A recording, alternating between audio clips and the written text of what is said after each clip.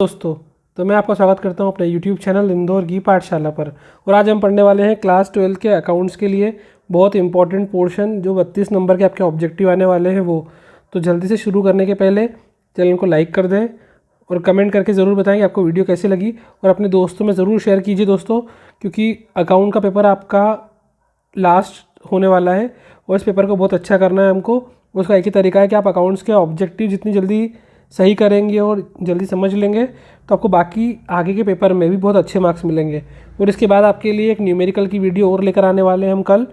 तो अगर आप इस वीडियो को लाइक करते हैं और कमेंट करके डिमांड करते हैं कि हमें आपको न्यूमेरिकल की वीडियो सेंड करना है तो ही मैं बनाऊंगा, वरना नहीं बनाऊंगा। तो आप जल्दी से चैनल को लाइक करें, शेयर करें और अपने दोस्तों को भी शेयर कीजिए और सब्सक्राइब कीजिए। अगर नए हैं तो बेल आइकन दबाइए। चलो शुरू करते हैं जल्दी से दोस्तों। सबसे इम्पॉर्टेंट है पार्ट 1 चैप्टर 1, जिसमें से हमको 5 नंबर के ऑब्जेक्टिव एग्जाम में आने वाले हैं।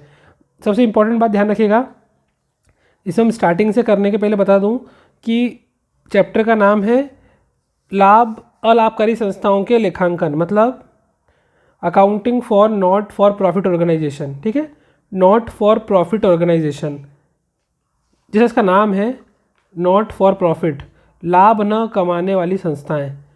तो नॉट फॉर प्रॉफिट मतलब सीधी बात है, ये संस्था ऐसी है जिनका मुख्य उद्देश्य, मेन ऑब्जेक्ट क्या होता है दोस्तों? सोशल सर्विस, समाज सेवा करना। ये ध्यान रखना, लाभ न कमाने वाली संस्था का मुख्य उद्देश्य क्या होता है? आपसे एग्जाम में डायरेक्ट पूछेंगे मुख्य उद्देश्य बताओ, तो उसका मुख्य उद्देश्य क्या है? समाज सेवा। क्या है मुख्य उद्देश्य? समाज सेवा, सोशल सर्विस। ठीक है दोस्तों, जो बोल रहा हूँ उसको कॉपी पेन लेके नोट करते जाइएगा सभी, क्योंकि कुछ ऑब्जेक्ट इस चैप्टर में से 5 ऑब्जेक्टिव आने वाले हैं, लेकिन इसके अलावा बहुत इंपॉर्टेंट चैप्टर भी है। ये 2 नंबर के क्वेश्चन भी इसी में से बनेंगे। देखिए अब मैं शुरू करता हूँ। The receipt and payment account always shows, आपको ये पता है कि प्राप्ति भुगतान खाता होता है, दूसरा होता है इनकम एक्सपेंडिचर अकाउंट, आय व्यय खाता, और तीसरा होता है बैलेंस शीट। पता है आपको अच्छे से?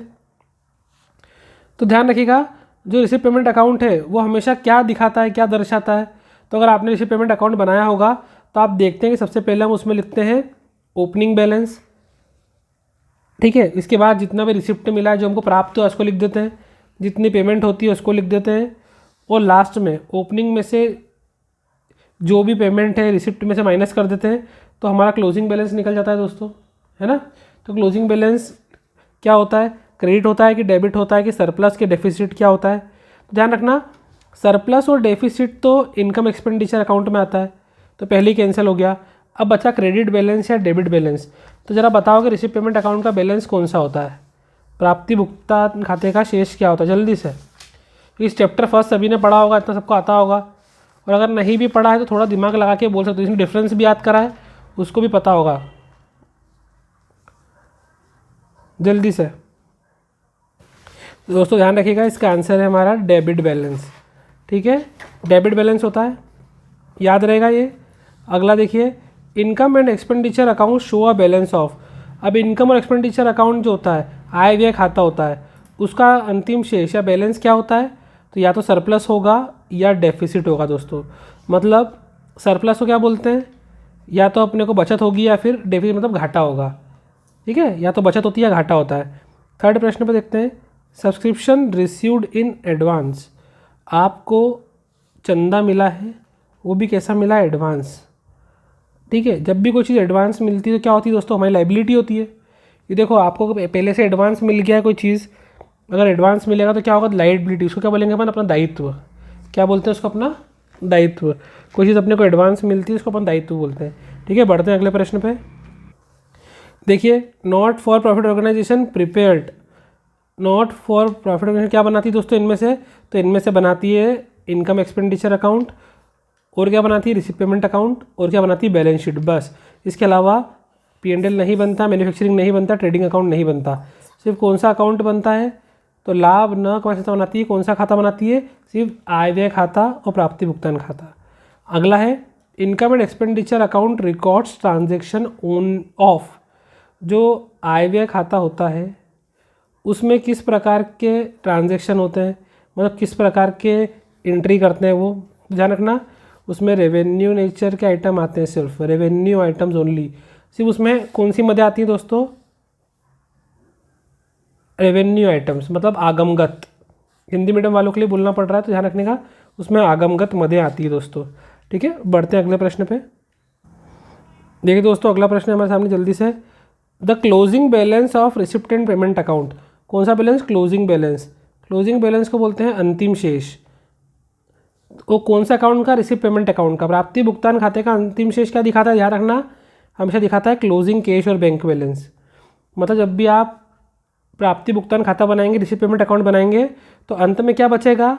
या तो क्लोजिंग कैश बैलेंस बचेगा या क्लोजिंग बैंक बैलेंस बचेगा। अंतिम रोकड़ या बैंक का शेष बचता है। ठीक है, अगला क्वेश्चन बहुत इंपॉर्टेंट है। जब असेट्स ज़्यादा होती है और लाइबिलिटी कम होती है, असेट्स ज़्यादा होती है, लाइबिलिटी कम होती है, इसका मतलब क्या होता है दोस्तों? ये तो ये होता है हमारा कैपिटल फंड। क्या होता है दोस्तों? कैपिटल फंड, पूंजी कोष। ठीक है, जब हमारी असेट्स ज़्यादा होती है, लाइबिलिटी कम, संपत्ति ज़्यादा और दायित्व कम होते हैं। हिंदी मीडियम में इसलिए ध्यान रखना क्योंकि पेपर हिंदी इंग्लिश दोनों में आता है, तो कई बार आप इंग्लिश का पढ़ा भूल जाते हो दोस्तों, इसीलिए आप ऑलरेडी इकोनॉमिक्स के पेपर में ट्राई कर चुके हो कि आपको इंग्लिश का याद नहीं रहता, इसलिए हिंदी में ज़रूर सुनना। ठीक है, और इसमें से 5 नंबर के ऑब्जेक्टिव आ रहे हैं, तो 5 नंबर अपने को स्कोर करना है। जिस चैप्टर में ज़्यादा नंबर के आ रहे हैं उस पर हम थोड़ा ज़्यादा ध्यान देंगे, जिसमें कम आ रहे हैं थोड़ा कम ध्यान देंगे। ठीक है, आगे बढ़ते हैं। Receipt payment account is summary of, प्राप्ति भुगतान खाता किसका सारांश है दोस्तों? किसकी समरी है? कैश ट्रांजैक्शन की, रोकड़। ठीक है, किसकी समरी है? रोकड़। प्राप्ति भुगतान खाता किसका सारांश है? तो रोकड़ बही का, कैश ट्रांजैक्शन का। याद है? भी ध्यान रखिएगा, जो एनपीओ है ना, नॉट फॉर प्रॉफिट ऑर्गेनाइजेशन, वो उनके अकाउंट किस आधार पर बनाती है? सिस्टम का नाम पूछा है तब भी क्या आएगा? Cash system. मतलब जो अलाभकारी संस्था है वो अपने खाते किस पद्धति से रखती है? तो कैश पद्धति, कैश सिस्टम से। ठीक है, अगला only revenue item in income and expenditure account. देखो, इनकम एक्सपेंडिचर अकाउंट में सिर्फ रेवेन्यू आइटम लिखते हैं, वो कहाँ पे लिखते हैं? तो इनकम एक्सपेंडिचर साइड में लिखते हैं। ठीक है, आगे ये इंपॉर्टेंट बताया था मैंने, the main object of NPO, अलाभकारी संस्था का मुख्य उद्देश्य क्या होता है? सोशल सर्विस, समाज सेवा करना। अलाभकारी संस्था का मुख्य उद्देश्य क्या होता है? समाज सेवा करना। ठीक है, याद रखिएगा इसको। जल्दी से आगे बढ़ते हैं।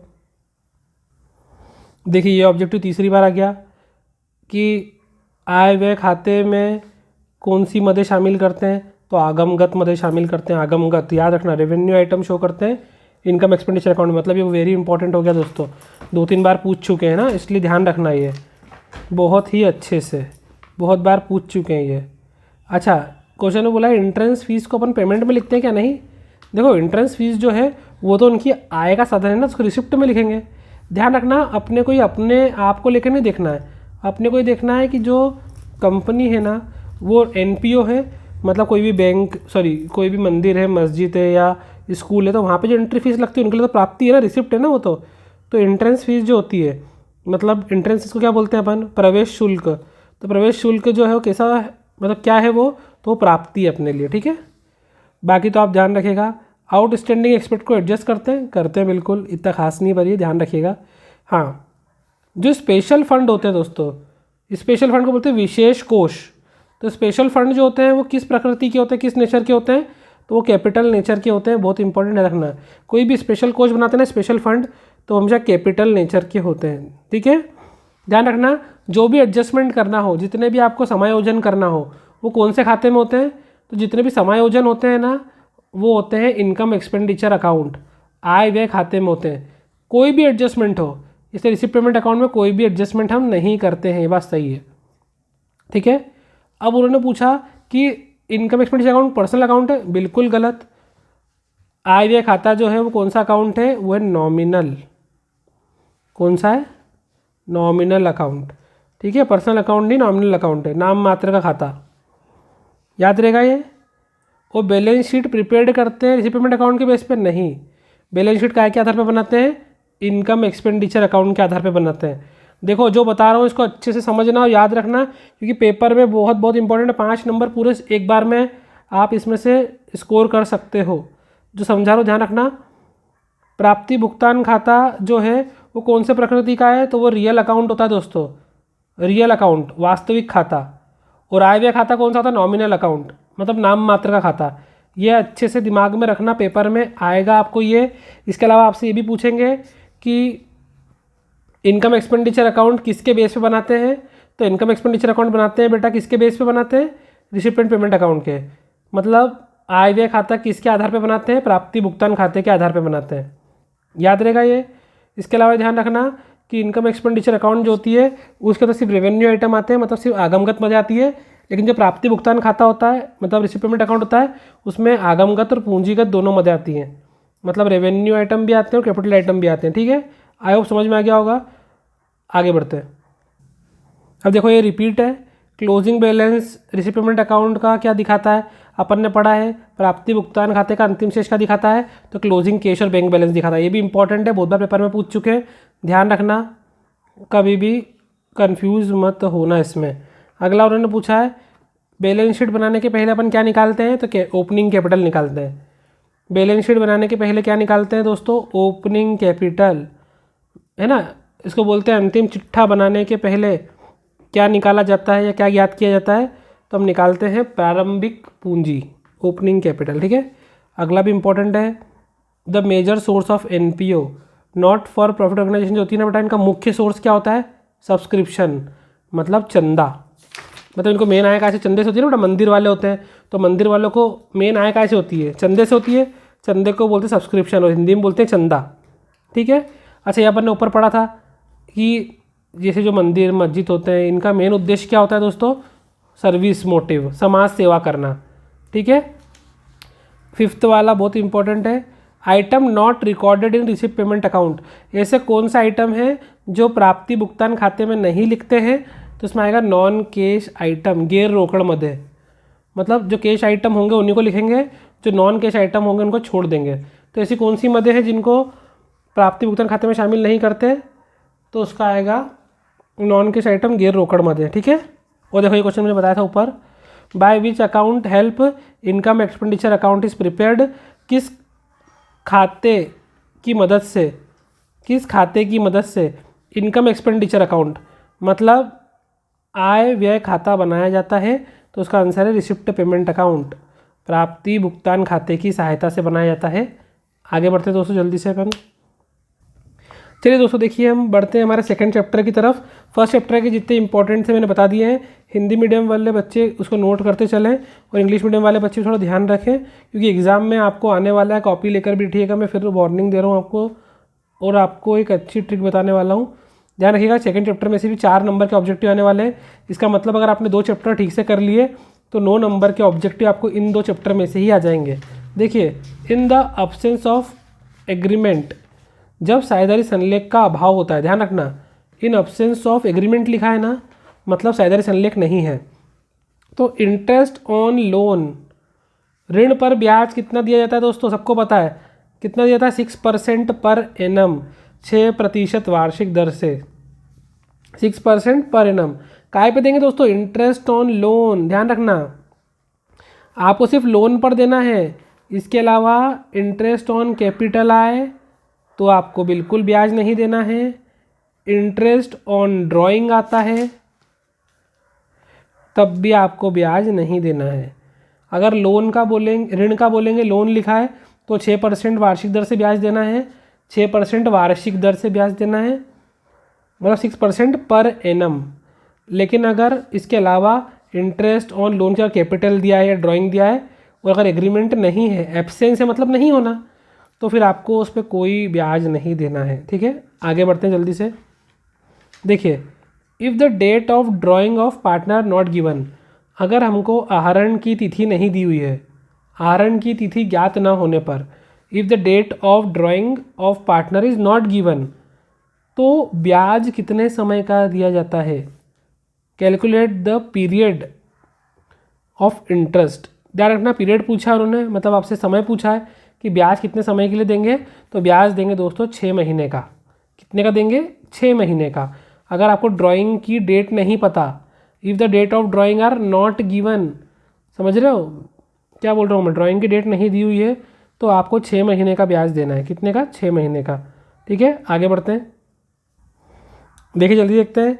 फॉर डिस्ट्रीब्यूशन ऑफ प्रॉफिट, लाभ को बांटने के लिए पार्टनर कौन सा अकाउंट बनाते हैं दोस्तों, तो इसको नाम पता है आपको, P and L appropriation account बनाते हैं। कौन सा बनाते हैं? P and L appropriation account. Distribution of profit among the partner prepared by is prepared P and L appropriation account. लाभ हानि लाभ हानि है ना, अप्रोप्रिएशन मतलब होता है बेटा पहले से अप्रोप्रिएट कर लेना, ठीक है, याद रखना है इसको। एडजस्टमेंट अकाउंट नहीं होता है, अप्रोप्रिएशन बोला है मैंने, ठीक है।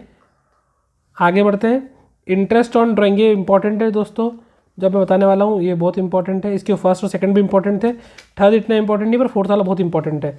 इंटरेस्ट ऑन ड्राइंग, अगर जो अपने को आहरण पे ब्याज देना रहता है वो क्या होता है? वो होता है बेटा इनकम ऑफ फर्म। आहरण पर जो ब्याज कम, देखो क्या होता है, सुनो, किसी पार्टनर ने फर्म से पैसे उधार लिए या लोन लिया तो क्या होता है, अब वो इंटरेस्ट देगा, ब्याज देता है ना, तो वो ब्याज जो देता है वो क्या होता है, फर्म के लिए आय होती है, क्योंकि भाई फर्म को पैसा एक्स्ट्रा मिल रहा है, तो फर्म की इनकम है। इंटरेस्ट ऑन ड्राइंग क्या है? Income of the firm. और इंटरेस्ट ऑन ड्राइंग की जगह पर अगर मान लो एग्जाम में ऐसा आ जाता है इंटरेस्ट ऑन कैपिटल, मतलब पूंजी पर ब्याज आ जाए, तो फिर तो उल्टा हो गया वो, तो वो जाएगा फर्म के लिए फिर लॉस, ठीक है। ड्राइंग लिखा है तो इनकम, कैपिटल लिखा है तो लॉस, ध्यान रखिएगा, दिमाग में रखिएगा अच्छे से। आगे बढ़ते हैं। देखिए दोस्तों, in absence of partnership agreement, साझेदारी संलेख नहीं होने पर partner have no right to, तो पार्टनर को क्या नहीं मिलता भाई? सैलरी नहीं मिलती, बिल्कुल सही। कमीशन भी नहीं मिलता, बिल्कुल सही। इंटरेस्ट ऑन कैपिटल भी नहीं मिलता, बिल्कुल सही। मतलब ऑल ऑफ दीज आंसर है इसका, ठीक है। साझेदारी संलेख होने पे ना ही उसको सैलरी मिलेगी, ना ही कमीशन दिया जाएगा, ना इंटरेस्ट ऑन कैपिटल पूंजी पे ब्याज भी नहीं मिलेगा, और आहरण पे ब्याज भी नहीं मिलेगा। इंटरेस्ट ऑन ड्राइंग भी नहीं देते, सिर्फ क्या देते हैं दोस्तों? इंटरेस्ट ऑन लोन देते हैं, मैंने ऊपर भी समझाया था, बाकी कुछ भी नहीं देंगे, इंटरेस्ट ऑन लोन देंगे बस, ठीक है। ध्यान रखना, वो भी कितना देंगे? 6% पर एनम। जो बोल रहा हूँ उनको फोकस रखिएगा दोस्तों, पेपर में गुमराह करने के लिए इंटरेस्ट ऑन लोन सबको पता है 6% देते हैं, वो बच्चे इंटरेस्ट ऑन कैपिटल पे 6% लिखे आते हैं ना, तो ध्यान रखना। अगला है the relation of partner with firm, साझेदारों का फर्म से संबंध कैसा होता है? तो ध्यान रखना, साझेदारों का फर्म से संबंध होता है ऑनर और एजेंट का। मालिक और एजेंट, मतलब एक मालिक होता है और एक कौन होता है? उसका एजेंट होता है, ठीक है। ऑनर और एजेंट का रिलेशन होता है दोस्तों। पार्टनर और फर्म में क्या होता है? ऑनर और एजेंट, मालिक और उसके एजेंट का संबंध होता है। स्वामी और सेवक, मालिक एवं एजेंट बोलते हैं उसको, ठीक है दोस्तों, याद रखना। आगे बढ़ते हैं। अगर पार्टनरशिप डीड नहीं है तो इंटरेस्ट ऑन कैपिटल, अभी समझाया मैंने, देंगे ही नहीं।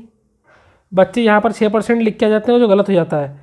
ध्यान रखना, इंटरेस्ट ऑन कैपिटल बिल्कुल नहीं देना है, सिर्फ इंटरेस्ट ऑन लोन देना है 6% पर एनम, ठीक है। आगे बढ़े। देखिए दोस्तों, प्रिपरेशन ऑफ पार्टनरशिप डीड, साझेदारी संलेख बनाना क्या होता है दोस्तों? ऑप्शनल, मतलब ऐच्छिक होता है, बनाना या ना बनाना अपनी इच्छा है। तो साझेदारी संलेख बनाना क्या होता है? ऐच्छिक, ऑप्शनल होता है। कंपलसरी नहीं होता, पार्टली कंपलसरी भी नहीं होता, अननेसेसरी भी नहीं होता, ऑप्शनल होता है दोस्तों। बनाना या नहीं बनाना आपकी इच्छा है भैया, ठीक है, बनाओ चाहे मत बनाओ। आगे बढ़ते हैं। देखिए दोस्तों, आगे बढ़ते हैं। 10th question, partnership operates as provision of, साझेदारी में कौन सा अधिनियम लगता है? तो भारतीय साझेदारी अधिनियम, इंडियन पार्टनरशिप एक्ट 1932। ध्यान रखना, पार्टनरशिप में पार्टनर्स पे कौन सा एक्ट लगता है?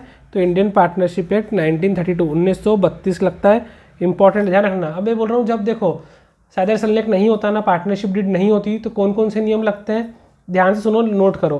पहला, आहरण पर ब्याज नहीं देना है, इंटरेस्ट ऑन ड्राइंग अलाउ नहीं करना है। दूसरा, पूंजी पर ब्याज नहीं देना है, मतलब इंटरेस्ट ऑन कैपिटल भी अलाउ नहीं करना है। तीसरा, सैलरी, बोनस, कमीशन, ये कुछ भी अलाउ नहीं करना है। चौथा, जो प्रॉफिट होगा ना फर्म का, प्रॉफिट या लॉस, उसको इक्वली डिवाइड करेंगे, मतलब सभी साझेदारों में बराबर बांटेंगे, चाहे प्रॉफिट हो चाहे लॉस हो। और पांचवा, सभी पार्टनर फर्म में हिस्सा लेंगे, मतलब फर्म में बिजनेस को रन करेंगे, ठीक है, याद रहेगा ये, ध्यान रखना। आगे बढ़ते हैं। चलिए देखिए जल्दी से, ये बता दिया मैंने ऊपर फिल इन द ब्लैंक्स में। पार्टनरशिप में कौन सा एक्ट लगता है? 1932 लगता है, पहले बता चुके से, कोई मतलब नहीं डबल से लिखने का इसको। हाँ, ये ध्यान रखना कि पार्टनरशिप बिजनेस में मैक्सिमम, अधिकतम नंबर कितने होते हैं मेंबर के? 50 होते हैं दोस्तों। अधिकतम कितने होते हैं? 50। और मिनिमम कितने होते हैं? 2। मैक्सिमम पूछे तो 50 और मिनिमम बोले तो दो होता है बेटा, ध्यान रखना, ये याद रहेगा। आगे बढ़ते हैं। देखो question number 7, the partnership originate from, साझेदारी का जो है ओरिजिनेट मतलब होता है दोस्तों, साझेदारी जो होती है वो उसका प्रारंभ कहाँ से होता है, तो इसका प्रारंभ होता है दोस्तों एग्रीमेंट से या कॉन्ट्रैक्ट से। ठीक है, ठीक है, कैसे होता है, कॉन्ट्रैक्ट से, बताया था मैंने आपको अभी, इसको बोलते हैं समझौते से। अगला, in partnership liability of partner, साझेदारी में साझेदारों का दायित्व कैसा होता है, असीमित होता है, अनलिमिटेड लाइबिलिटी। देखिए मैंने समझाया आपको, जब पार्टनरशिप डीड होती है तो पार्टनर्स की लाइबिलिटी दायित्व कैसा होता है, अनलिमिटेड, असीमित होता है, मतलब उस पर कोई भी प्रकार का, देखो क्या होता है, मान लो पार्टनरशिप डीड में क्या होता है, अगर एक बार भी नुकसान हुआ तो सभी साझेदारों को मिलकर भुगतान करना पड़ेगा, सभी साझेदारों को मिलकर भुगतान करना पड़ेगा। ठीक है, क्योंकि अगर भुगतान आप नहीं करोगे तो नुकसान होने के चांस पूरे पूरे अपने, याद रहेगा ये। तो जितना भी नुकसान होगा सबको मिलकर सेन करना पड़ेगा, प्रॉफिट भी होगा तो मिलकर लेंगे। इसका लाइबिलिटी क्या होती है बेटा, अनलिमिटेड। कंपनी में क्या होती है, लिमिटेड, ध्यान रखना, जब हम आगे कंपनी पढ़ने वाले हैं उसमें लाइबिलिटी लिमिटेड होती है, और पार्टनरशिप में क्या होती है, अनलिमिटेड, याद रखिएगा, भूलना मत। अगला क्वेश्चन देखिए, जब भी एक्ट का नाम पूछेंगे पार्टनरशिप में तो 1932 लिखना है, तो बार बार नहीं पढ़ना है इसको। आगे देखते हैं, to be a partner of a firm, किसी फर्म में साझेदार होने के लिए person must have ability to, तो व्यक्ति में क्या, कौन सी योग्यता होना चाहिए दोस्तों, तो कॉन्ट्रैक्ट की योग्यता होना चाहिए। कॉन्ट्रैक्ट को क्या बोलते हैं दोस्तों अपन हिंदी में, कॉन्ट्रैक्ट को अपन क्या बोलते, समझौते की योग्यता होना चाहिए। अगला हम पहले पीछे पढ़ चुके हैं, पार्टनर में रिलेशन कैसा होता है, ऑनर एजेंट का या प्रिंसिपल और एजेंट का, स्वामी एवं सेवक का होता है, हम पहले पढ़ चुके हैं।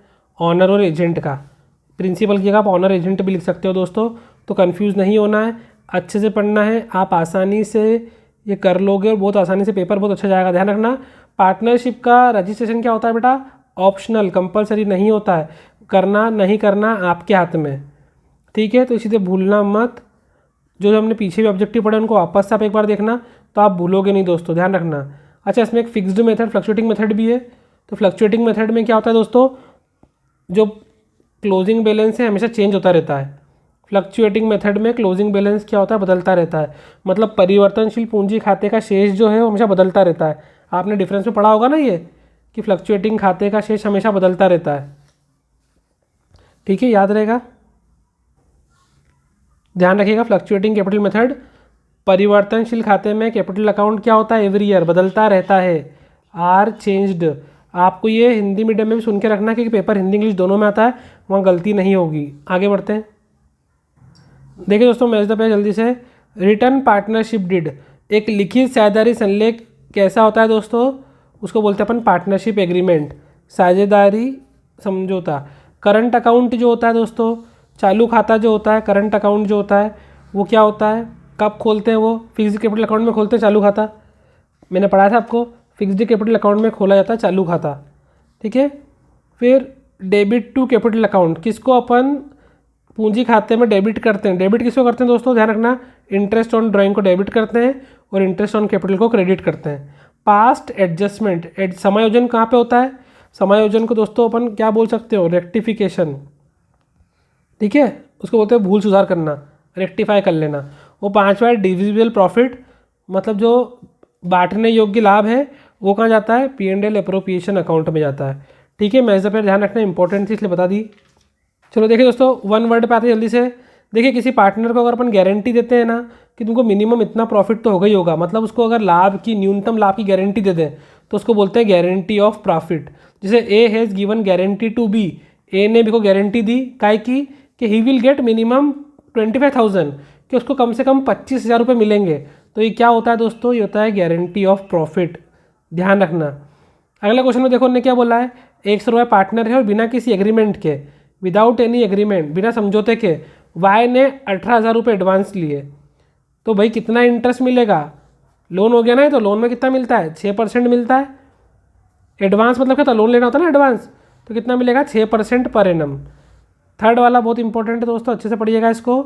The person who have entered into partnership with another is collective name called, जब साझेदार आपस में मिलके कोई व्यापार करते हैं तो उसे हम क्या बोलते हैं दोस्तों, उसका नाम है फर्म।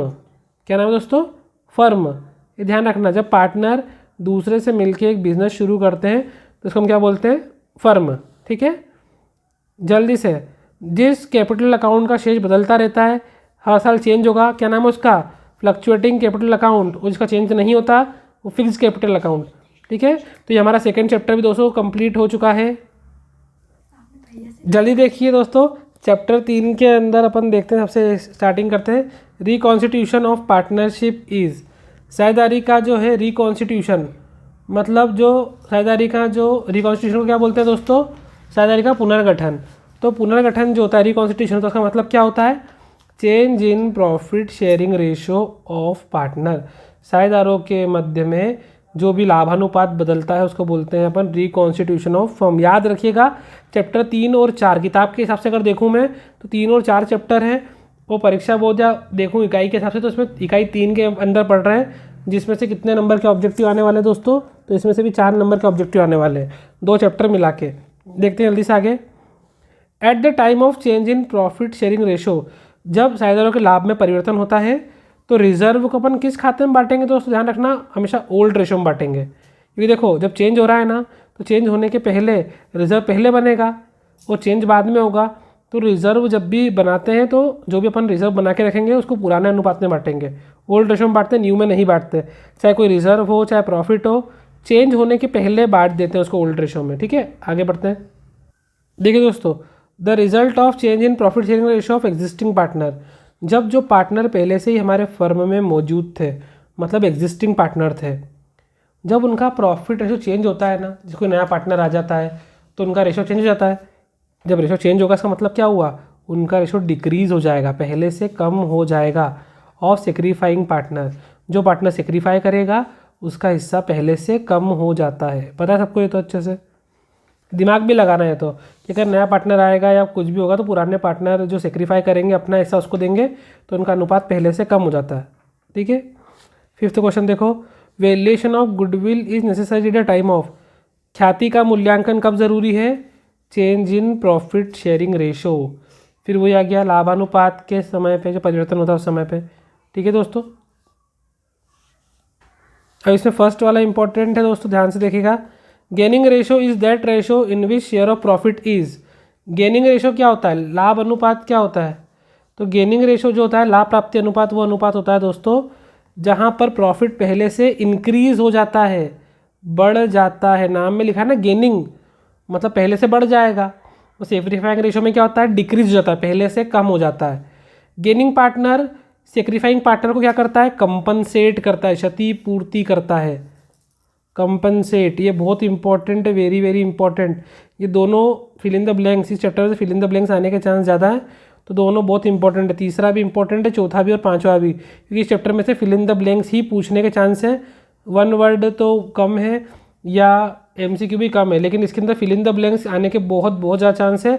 तो भले आप एक बार इसके MCQ छोड़ सकते हो, लेकिन रिक्त स्थान अच्छे से पढ़ना। Dash of partnership is change relation among the partner, साझेदारों के मध्य में जो रिलेशन चेंज होता है क्या बोलते हैं उसको, रिकॉन्स्टिट्यूशन, पुनर्गठन बोलते हैं दोस्तों। और सुपर प्रॉफिट क्या होता है, जो नॉर्मल प्रॉफिट से ज़्यादा हो, मोर, इसको बोलते हैं हिंदी में अधिलाभ। सामान्य लाभ से क्या होता है, अधिक होता है, मतलब मोर। हिंदी में भी सुनना, अधिलाभ सामान्य लाभ से अधिक होता है। सुपर प्रॉफिट हमेशा नॉर्मल से ज़्यादा होता है। वो गुडविल कैसी एसेट्स है, इनटेंजिबल, अमूर्त संपत्ति है। इनटेंजिबल मतलब अमूर्त, ध्यान रखना, इनटेंजिबल जो दिखाई नहीं देती उसको बोलते हैं इनटेंजिबल, अमूर्त संपत्ति। ठीक है, आगे बढ़ते हैं। देखिए जल्दी से, ट्रू फॉल्स का फर्स्ट, एक्यूमुलेटेड प्रॉफिट और रिजर्व को ओल्ड रेशो में बांटते हैं क्या, मैंने बताया अभी। कोई भी रिजर्व हो, कोई भी प्रॉफिट हो, चाहे कुछ भी हो, उनको हमेशा अपन काय में बांटते हैं दोस्तों, ओल्ड रेशो में बांटेंगे, क्योंकि चेंज होगा तो उसके पहले हमको उसको ओल्ड रेशो में बांटना पड़ेगा। एक बार आपस से देख लो, मैं फिर समझा रहा हूँ। देखो, एक्यूमुलेटेड प्रॉफिट होता है या रिजर्व होता है, जो भी रिजर्व प्रॉफिट होंगे ना दोस्तों, उनको हमेशा ओल्ड रेशो में बांटेंगे। काय में बांटेंगे, ओल्ड रेशो में। तो ये ट्रू है हमारा। 4th वाला देखो, goodwill is valued when partner agree, क्या ख्याति का समायोजन तब होता है जब साझेदार बोलते हैं, जी नहीं। फिफ्थ वाला भी इंपॉर्टेंट है, gaining ratio is a part of ratio of sacrificing partner. जो गेनिंग रेशो होता है मतलब लाभ प्राप्ति अनुपात होता है, वो जो पार्टनर सेक्रीफाई करते हैं उसके रेशो का एक हिस्सा होता है। तो बिल्कुल ट्रू दोस्तों, ठीक है। तो ये 3 आपको करना है, इंपॉर्टेंट है, पेपर में आ सकते हैं। डायरेक्ट इस चैप्टर के अब दोस्तों 1 वर्ड पे आ जाओ। नॉर्मल प्रॉफिट क्या है, व्हाट इज़ नॉर्मल प्रॉफिट? तो which is earn through capital employed. सामान्य लाभ क्या होता है? जो पूंजी पर प्राप्त होता है। विच अर्न थ्रू कैपिटल एम्प्लॉय, बहुत इंपॉर्टेंट है, ध्यान रखना। सेकेंड वाला बहुत इंपॉर्टेंट है। What is the result of change in profit sharing ratio, साझेदारों के लाभ में परिवर्तन क्या होता है? रिकॉन्स्टिट्यूशन, अपन ने पढ़ी कंडीशन इसकी, याद रखेंगे, भूलना मत। गुडविल कैसी एसेट से पहले पीछे पढ़ लिया। फिफ्थ वाला इंपॉर्टेंट है, what is the basis of valuation of goodwill, ख्याति की गणना का आधार क्या होता है बेटा? गुडविल अपन काय पे कैलकुलेट करते हैं दोस्तों? प्रॉफिट पे। जितना प्रॉफिट होगा उस पर गुडविल निकालेंगे ना अपन। तो ख्याति की गणना का आधार क्या होता है? लाभ, गुडविल, ठीक है दोस्तों। तो ध्यान रखना, जब भी प्रॉफिट शेयरिंग रेशो चेंज होगा ना, जब भी लाभ अनुपात चेंज होगा तो गुडविल कैलकुलेट करना ही पड़ेगी, ये नेसेसरी है बेटा। क्या ये आवश्यक है, ठीक है। तो दोस्तों हमारा चैप्टर जो 3 पूरा हो गया, और यूनिट के हिसाब से बात करें तो 3.2 पे आ गए हम, और चैप्टर के हिसाब से बात करें तो चैप्टर हम अब 4 पर आ गए हैं। When a new partner brings the amount of premium of goodwill in cash, जब नया साझेदार का प्रवेश होता है और वो गुडविल की राशि कैश में लाता है, प्रीमियम गुडविल की कैश में लाता है, तो कहाँ पर क्रेडिट करते हैं? क्रेडिट पूछा है दोस्तों, ध्यान रखना, डेबिट नहीं पूछा, क्रेडिट पूछा है। कहाँ पर क्रेडिट करेंगे उसको? तो करेंगे प्रीमियम अकाउंट। काय में करेंगे? प्रीमियम अकाउंट में, ठीक है।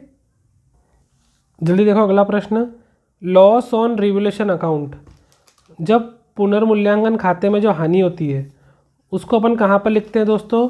तो लिखते हैं क्रेडिट साइड में। कहाँ पे लिखते हैं? क्रेडिट साइड में, पूंजी खाते के, credit side of capital account, ठीक है। Revaluation account is prepared on, पुनर्मूल्यांकन खाता कब बनाया था दोस्तों? एडमिशन ऑफ न्यू पार्टनर, जब फर्म में साझेदार का प्रवेश हो तब बनाया था, ध्यान रखना। फिर when a new partner bring his goodwill in cash the amount is debited, देखो पीछे उन्होंने क्रेडिट पूछा था, अब यहाँ उसने पूछा है डेबिट। और देखो जब भी अपने को पता, जब भी कैश आता है ना, चाहे गुडविल में आए चाहे काय में भी आए, तो कैश को अपन हमेशा डेबिट करते हैं। जब भी हम कैश लाते हैं, क्या लाते हैं? कैश लेकर आते हैं, रोकड़ लेके आते हैं हमारे पास, तो हमेशा डेबिट कैश को करते हैं, ठीक है, याद रखना, भूलना मत। क्रेडिट का पूछा तो अपन ने कहा था प्रीमियम अकाउंट या गुडविल अकाउंट, और डेबिट का पूछेंगे तो कैश अकाउंट, ठीक है। जल्दी देखो आगे बढ़ते हैं।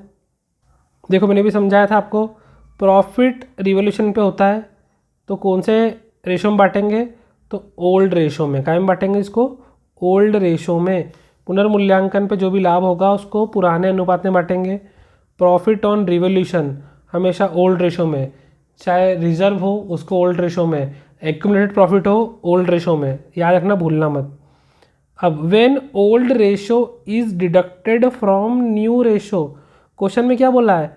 पुराने में से नए को घटाना है कि नए में से पुराने को घटाना है? फ्रॉम लिखा है ना, फ्रॉम मतलब होता है से, तो न्यू में से ओल्ड को घटाना है। मतलब ये पूछ रहा है न्यू माइनस ओल्ड काय का फॉर्मूला है? गेनिंग रेशियो का फॉर्मूला ही है। नए में से पुराने घटाने पे क्या मिलता है? लाभ प्राप्ति अनुपात मिलता है ना, कि नया ज़्यादा है पुराना कम है, तो उसको बोलते हैं गेनिंग रेशियो या लाभ प्राप्ति अनुपात, ठीक है, याद रहेगा ना, भूलना मत।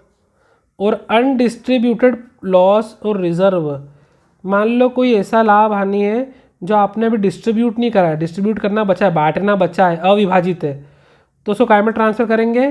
कैपिटल अकाउंट ऑफ पार्टनर, साझेदारों के पूंजी खाते में बांटेंगे। साझेदारों के काय में बांटेंगे? पूंजी खाते में, ठीक है। देखिए दोस्तों, फिल इन द ब्लैंक्स हम फिल करते हैं।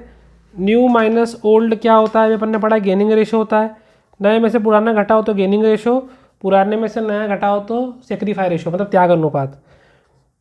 सेकंड वाला इंपॉर्टेंट है, रिवैल्यूएशन अकाउंट कौन सा अकाउंट है? पुनर्मूल्यांकन खाता कौन सा खाता होता है? नाम मात्र खाता, नॉमिनल अकाउंट। इसके पहले अपन ने एक और नॉमिनल अकाउंट पढ़ा है, कौन सा पढ़ा है? वो पढ़ा है अपन ने इनकम और एक्सपेंडिचर अकाउंट, आय व्यय खाता, पुनर्मूल्यांकन खाता और वसूली खाता, ये तीनों नाम मात्र खाते होते हैं, ठीक है। सिर्फ रिसिप्ट पेमेंट अकाउंट जो होता है ना, वही रियल अकाउंट होता है। इसके अलावा income expenditure account, revaluation account और रियलाइजेशन अकाउंट, तीनों होते हैं नॉमिनल अकाउंट, भूलिएगा मत।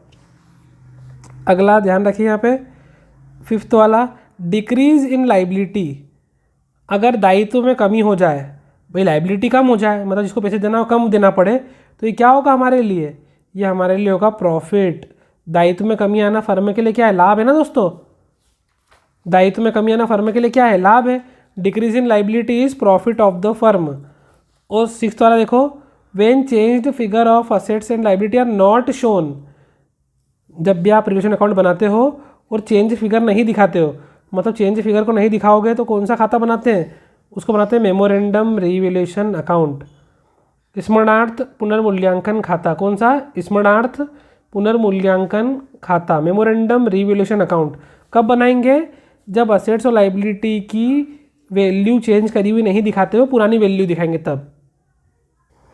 देखिए दोस्तों, मैच द पेयर में फर्स्ट, एडमिशन ऑफ पार्टनर। जब नया पार्टनर आता है तो क्या होता है, distribution of loss on revaluation amount of old partner. जितना भी प्रॉफिट लॉस होता है पुराने पार्टनर में बढ़ जाता है। फिल इन द ब्लैंक्स का सेकंड नंबर बहुत बहुत वेरी वेरी इंपॉर्टेंट, इसको अच्छे से याद कर लेना। अकाउंटिंग स्टैंडर्ड 10, लेखांकन प्रमाप 10, बहुत बहुत इंपॉर्टेंट है। ये किसका है, गुडविल का है, ख्याति का है दोस्तों, ध्यान रखना। लेखांकन प्रमाप 10 किसका है, ख्याति का, गुडविल का, याद रहेगा। और 5th वाला देखो, लॉस ऑन रिवैल्यूएशन, पुनर्मूल्यांकन खाते की हानि। देखो हानि को हमेशा डेबिट करते हैं, क्या करते हैं, डेबिट। तो यह आएगा debit side of capital account, सबको पता है लॉस को डेबिट करते हैं, ठीक है। तो दोस्तों देखिए अगला चैप्टर जल्दी से हम देखते हैं अगले चैप्टर की तरफ। When old ratio is deducted from new ratio, फिर हमने पढ़ा चुका है, बार बार वही आता है, गेनिंग रेशो, ध्यान रखना, ध्यान से पढ़िएगा। अगला question, what would be the annual rate of interest will be paid non paid to date of partner. देखो जब पार्टनर मर जाता है और उसको जब अमाउंट नहीं मिलती है तो उसको इंटरेस्ट सहित देना पड़ती है अमाउंट, तो कितने परसेंट देते हैं, 6% दोस्तों, ध्यान रखिएगा, परसेंट में कन्फ्यूजन हो, 6% लिख के आ सकते हो आप। आगे बढ़ते हैं अगले प्रश्न की तरफ जल्दी से। देखिए दोस्तों अगला प्रश्न है, बहुत जल्दी से देखते हैं हम। At the time of retirement loss on revolution, जब भी लॉस होता है दोस्तों तो काय में डालते हैं, मैंने बताया था आपको, लॉस डालते हैं हमेशा डेबिट साइड में, याद होगा। गेनिंग रेशो में क्या होता है, प्रॉफिट क्या होता है दोस्तों, इंक्रीज होता है, गेन कर रहा है ना, तो गेनिंग रेशो में प्रॉफिट क्या होगा, इंक्रीज हो जाएगा। और लाइफ इंश्योरेंस रिजर्व फंड हमेशा काय में बांटते हैं, देखो इंश्योरेंस फंड है चाहे कोई सा ही फंड हो, काय में बढ़ता है, पार्टनर कैपिटल अकाउंट में, काय में बढ़ता है, पार्टनर कैपिटल अकाउंट में, ध्यान रखिएगा। लाइफ इंश्योरेंस फंड, ठीक है, जीवन बीमा कोष काय में बढ़ता है, साझेदारों के पूंजी खाते में। हिंदी में भी ध्यान से सुनिएगा क्योंकि पेपर में दोनों मीडियम आते हैं दोस्तों। देखिए मैं कुछ सोच के बता रहा हूँ, इसलिए बोल रहा हूँ कि हिंदी इंग्लिश दोनों में पेपर पढ़िएगा। और कॉपी पेन लेकर जो अभी तक नहीं बैठा है वो अपना नुकसान खुद कर रहा है, इसको नोट करते चलिएगा तो एग्जाम में बहुत फ़ायदा मिलने वाला है। जल्दी से आगे बढ़ते हैं। देखिए दोस्तों मैं आपको सिखाने वाला गोल्डन ट्रिक। ABC पार्टनर है, रेशो है 3:1। इसमें B रिटायर हो गया ना दोस्तों, कौन हट गया, B। तो A और C का नया रेशो बताना है। आपको रेशो निकालना नहीं आता, बहुत सिंपल है। देखो A का रेशो 3 है, B का रेशो 2 है और C का रेशो 1 है। थोड़ा बिगड़ गया, ठीक है। A का 3, B का 2, C का 1। रिटायर कौन हुआ, B रिटायर हो गया ना, मतलब बीच वाला रिटायर हो गया, तो बीच वाला हट जाएगा। तो रेशो क्या बचना चाहिए, 3:1 बचना चाहिए। यहाँ कितना बच रहा है, 3:2, मतलब ये तो गलत हो गया। याद रखना, भूलना मत कैसे गायब करते हैं। जो पार्टनर हटेगा, रिटायर होगा या मर जाएगा, उसके रेशो को बीच में से गायब कर दो, ठीक है। अगला, joint life policy has no surrender value, गलत बात है। जॉइंट लाइफ पॉलिसी की सरेंडर वैल्यू होती है दोस्तों, इसमें लिखा नहीं होती है तो ये गलत हो गया। अगला प्रश्न देखो जल्दी से, देखो अगला प्रश्न। यहाँ वापस से ABC पार्टनर है, रेशो 3:1 है। अब B रिटायर हो गया, B का कौन सा पोर्शन है, बीच वाला, बीच वाले को काट दो। रेशो बनना चाहिए था 3:1 या 3:2 दे रखा, गलत है दोस्तों, ट्रू नहीं आएगा, फॉल्स है, ठीक है। रेशो क्या बनना चाहिए, 3:1। रिपीट क्वेश्चन हो गया ये वाला। गेनिंग का फॉर्मूला पता है, न्यू माइनस ओल्ड होता है, तो ये भी ट्रू है। देखिए बहुत बार पूछ चुके हैं, ये क्वेश्चन रिपीटेड है बार बार। जल्दी दोस्तों मैच द पेयर देखिए। To take leave from firm, firm से छुट्टी ले लेना या चले जाना, इसको रिटायरमेंट बोलते हैं दोस्तों। जब न्यू ज़्यादा हो ओल्ड से तो उसको गेनिंग रेशो बोलते हैं दोस्तों। ये फर्स्ट का आंसर है। सेकंड का आंसर है part amount of reserve, reserve का छोटा सा हिस्सा किसको मिलता है दोस्तों, किसको मिलता है, ये मिलता है एग्जीक्यूटर ऑफ डिसीड पार्टनर, मरे हुए साझेदार के उत्तराधिकारी को। तो ये आ जाएगा हमारा 3। और पेमेंट टू लीगल रिप्रेजेंटेटिव कब मिलता है बेटा? उत्तराधिकारी को पैसा कब मिलता है? On death of partner, partner के मरने पर मिलता है। ठीक है, आई होप समझ में आ रहा होगा। इसको पीछे करके वापस से भी देख सकते हो आप। देखिए दोस्तों, अगला one word, when a partner withdraw from partnership, जब साझेदार फर्म से विड्रॉ मतलब चले जाता है तो क्या बोलते हैं उसको? रिटायरमेंट बोलते हैं, अपन ने पढ़ा इतनी बार अभी। Whom the amount payable decide partner, decide मतलब मरा हुआ, मृत साझेदार बोलते हैं, मृत साझेदार, डिसीड मतलब मरा हुआ साझेदार। तो उसका पेमेंट किसको मिलता है? एग्जीक्यूटर या लीगल रिप्रेजेंटेटिव। इसको आप लीगल एग्जीक्यूटर भी बोल सकते हैं दोस्तों, सही माना जाएगा। अच्छा, एक रीज़न बताना रिटायरमेंट का, कुछ भी लिख दो, ओल्ड एज हो गया, बीमार हो गया, म्यूचुअल डिस्प्यूट हो गया। और ये ध्यान रखना, क्वेश्चन में लिखा है एन्यूटी मेथड। एन्यूटी मेथड में कौन सा अकाउंट खोलते हैं? एन्यूटी सस्पेंस अकाउंट, नाम में लिखा है by annuity method which account open. Annuity method में कौन सा अकाउंट ओपन करते हैं दोस्तों? तो एन्यूटी सस्पेंस अकाउंट ओपन करते हैं, याद रखिएगा। बढ़ते हैं आगे। देखिए दोस्तों, चैप्टर अगला, dissolution of firm, its assets and liability transfer to. जब फर्म का डिसोल्यूशन हो रहा है मतलब फर्म हमेशा के लिए बंद हो रही है, तो रियलाइजेशन अकाउंट ओपन करते हैं दोस्तों। कौन सा अकाउंट? रियलाइजेशन अकाउंट, याद रखिएगा। इसके अलावा cell proceed of unrecorded assets, जब हम असेट्स को बेच देते हैं तो काय में रिकॉर्ड करते हैं? रियलाइजेशन अकाउंट में, फिर पढ़ा हुआ है हमने। और payment to creditor of the firm under dissolution is debited to which account? यहाँ पर भी रियलाइजेशन अकाउंट। सिंपल है, असेट्स को बेचो चाहे फर्म बंद हो रही हो, तो जो भी पेमेंट वगैरह होगा वो कहाँ पे जाएगा? रियलाइजेशन अकाउंट में जाएगा दोस्तों। कैसे याद रखोगे? फर्म बंद हो रही है, रिलेशन अकाउंट, शेयर असेट्स को बेच रहे हैं, रिलेशन अकाउंट, क्रेडिटर का पेमेंट कर रहे हैं, लाइबिलिटी का पेमेंट कर रहे हैं, तो कहाँ पे डेबिट करेंगे? रियलाइजेशन अकाउंट, याद रखिएगा। अगला प्रश्न देखिए, the balance of P&L account of the firm is transfer to. देखो, बैलेंस काय में ट्रांसफर होता है? क्वेश्चन में उन्होंने ये पूछा है आपसे, वापस से मैंने बताया, फर्म बंद हो रही है तो रिलेशन अकाउंट आएगा।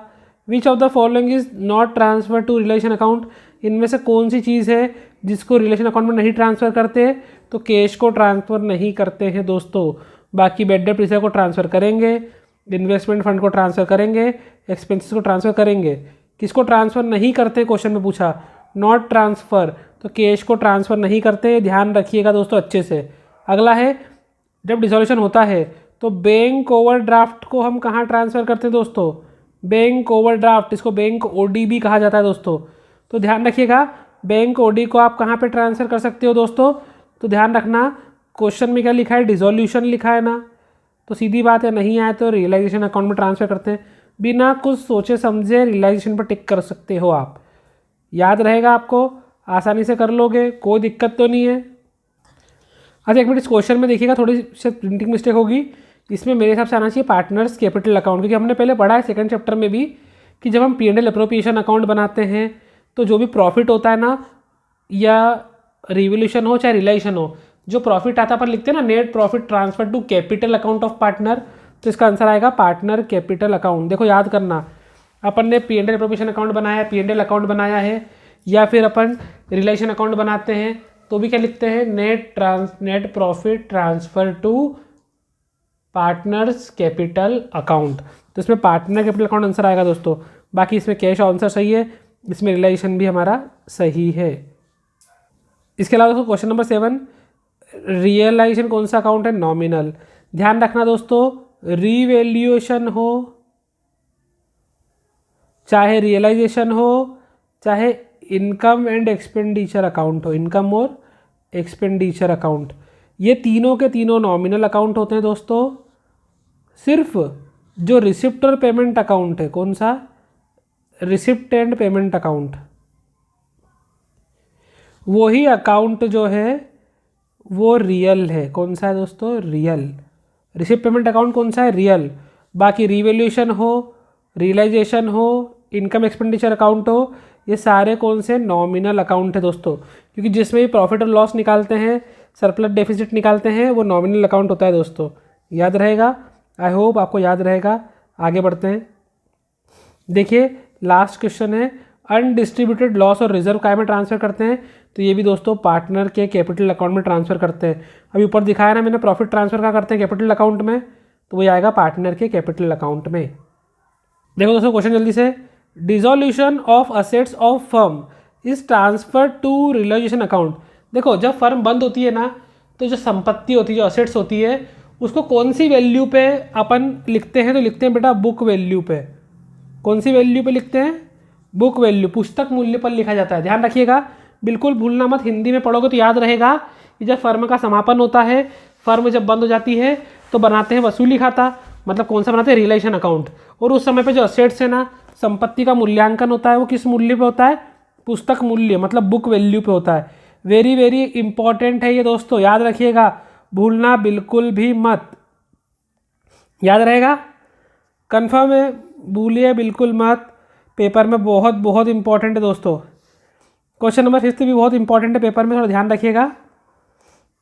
क्वेश्चन नंबर 5 में आपको दिया हुआ है, after dissolution of firm, firm के बाद पार्टनर ट्रांजेक्ट देयर ओन, मतलब एक बार फर्म का समापन हो जाता है तो साझेदार स्वयं का कर सकते हैं, क्या कर सकते हैं दोस्तों? व्यापार कर सकते हैं, मतलब स्वयं का बिजनेस कर सकते हैं। ओन बिजनेस, ओन बिजनेस ही लिखा है बेटा, बिजनेस में व्यापार कर सकते हैं। ठीक है, ठीक है, याद रहेगा आपको ये, भूलोगे तो नहीं दोस्तों। चलिए आगे बढ़ते जल्दी से। बेटा इस चैप्टर में एक बात ध्यान रखना, असेट्स को बेचेंगे, चाहे लाइबिलिटी का पेमेंट करेंगे, चाहे क्रेडिटर का पेमेंट करो, कोई भी असेट्स बेचो, सबके लिए कौन सा अकाउंट बना है? Realisation account.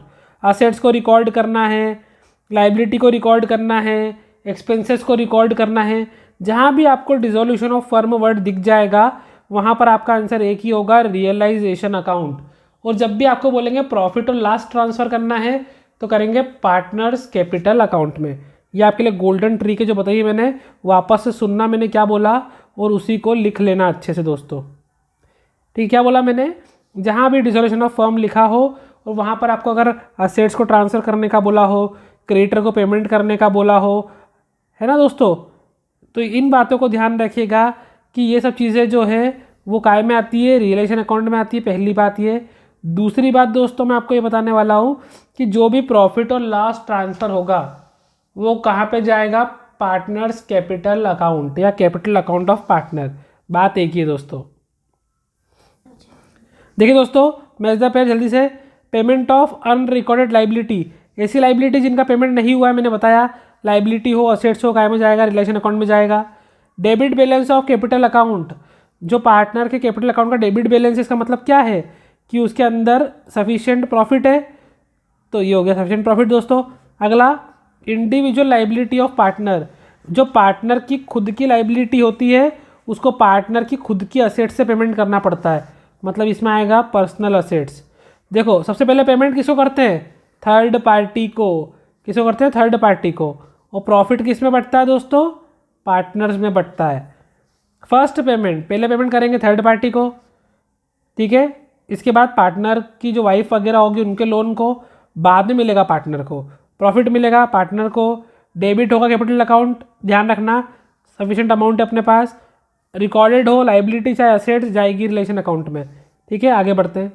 देखिए बहुत इंपॉर्टेंट चीज़ है, डिसोल्यूशन ऑफ फर्म के साथ पार्टनरशिप का होना ज़रूरी है क्या? Not necessary. डिफरेंस में पढ़ा है अपन ने, नेसेसरी पूछा तो आएगा नॉट नेसेसरी। ज़रूरी नहीं है कि फर्म के साथ पार्टनरशिप का समापन भी, पार्टनरशिप के साथ फर्म का समापन होना ज़रूरी नहीं है। पढ़ लेना ध्यान से। Is dissolution of firm necessary on dissolution of partnership, मतलब साझेदारी के समापन के साथ साथ फर्म का समापन होना आवश्यक है या नहीं? तो बिल्कुल नहीं है।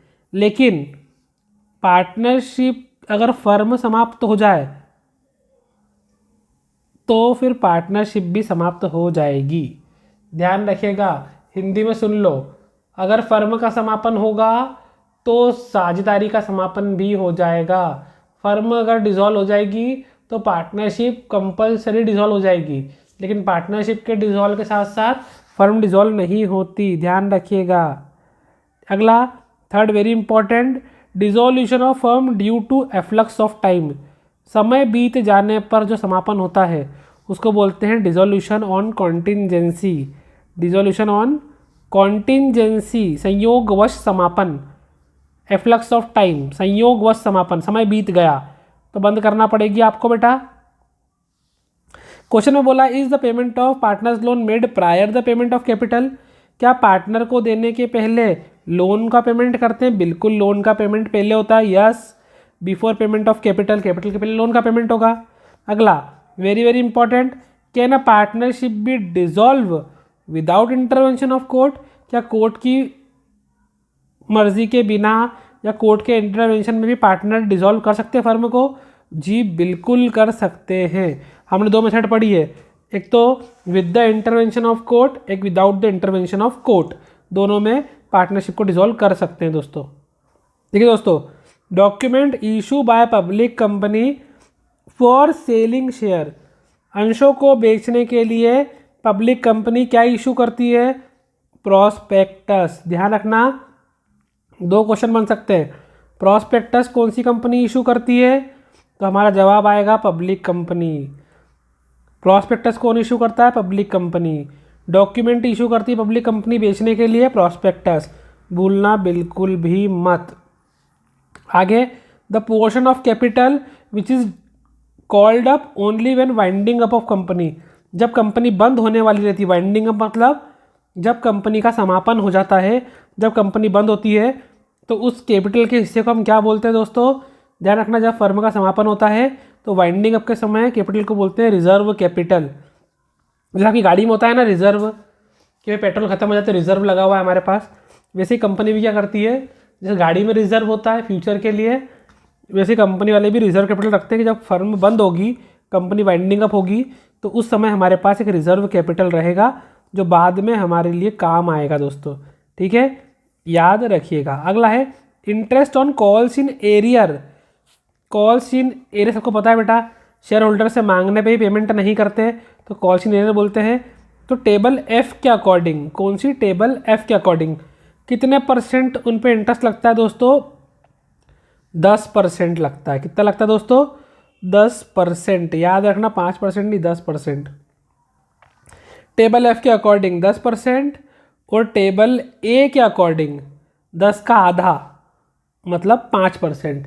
एफ के अकॉर्डिंग 10%, ए के अकॉर्डिंग 5%। आपको एफ के अकॉर्डिंग पूछा है, जवाब आएगा 10%। अगर ए के अकॉर्डिंग पूछते जवाब आता 5%। ठीक है, आगे देखिए जल्दी, सिक्योरिटी प्रीमियम क्या होता है? सबको पता है भाई, सिक्योरिटी प्रीमियम क्या है? ये है हमारा कैपिटल नेचर का प्रॉफिट, क्योंकि जब हम शेयर कैपिटल इशू करते हैं तब हम लेते हैं ना उस सिक्योरिटी प्रीमियम एक्स्ट्रा। 10 के शेयर को 12 में इशू करते हैं, तो फेस वैल्यू से जितने रुपये ज़्यादा में इशू करेंगे वो होगा हमारा प्रीमियम की अमाउंट, तो इसको कैपिटल प्रॉफिट बोलते हैं दोस्तों। अगला क्वेश्चन देखो, हमने 20,000 शेयर को 10 रुपये के हिसाब से पब्लिक में इशू करने के लिए शुरू करा और अप्लीकेशन कितने की मिली हमको? 25,000 की। शेयर 20,000 का था, अप्लीकेशन मिली 25,000 की, तो क्या बोलेंगे इसको? Over subscription. क्या बोलेंगे? Over subscription.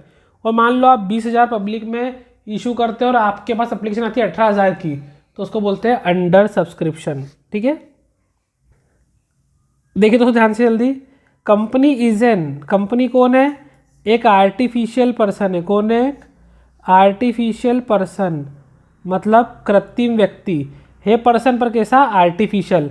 कंपनी कौन है? एक आर्टिफिशियल पर्सन जो क्रिएटेड बाय लॉ है, जिसको कानून द्वारा बनाया गया है। क्रिएटेड बाय लॉ, कंपनी एक आर्टिफिशियल पर्सन है क्रिएटेड बाय लॉ।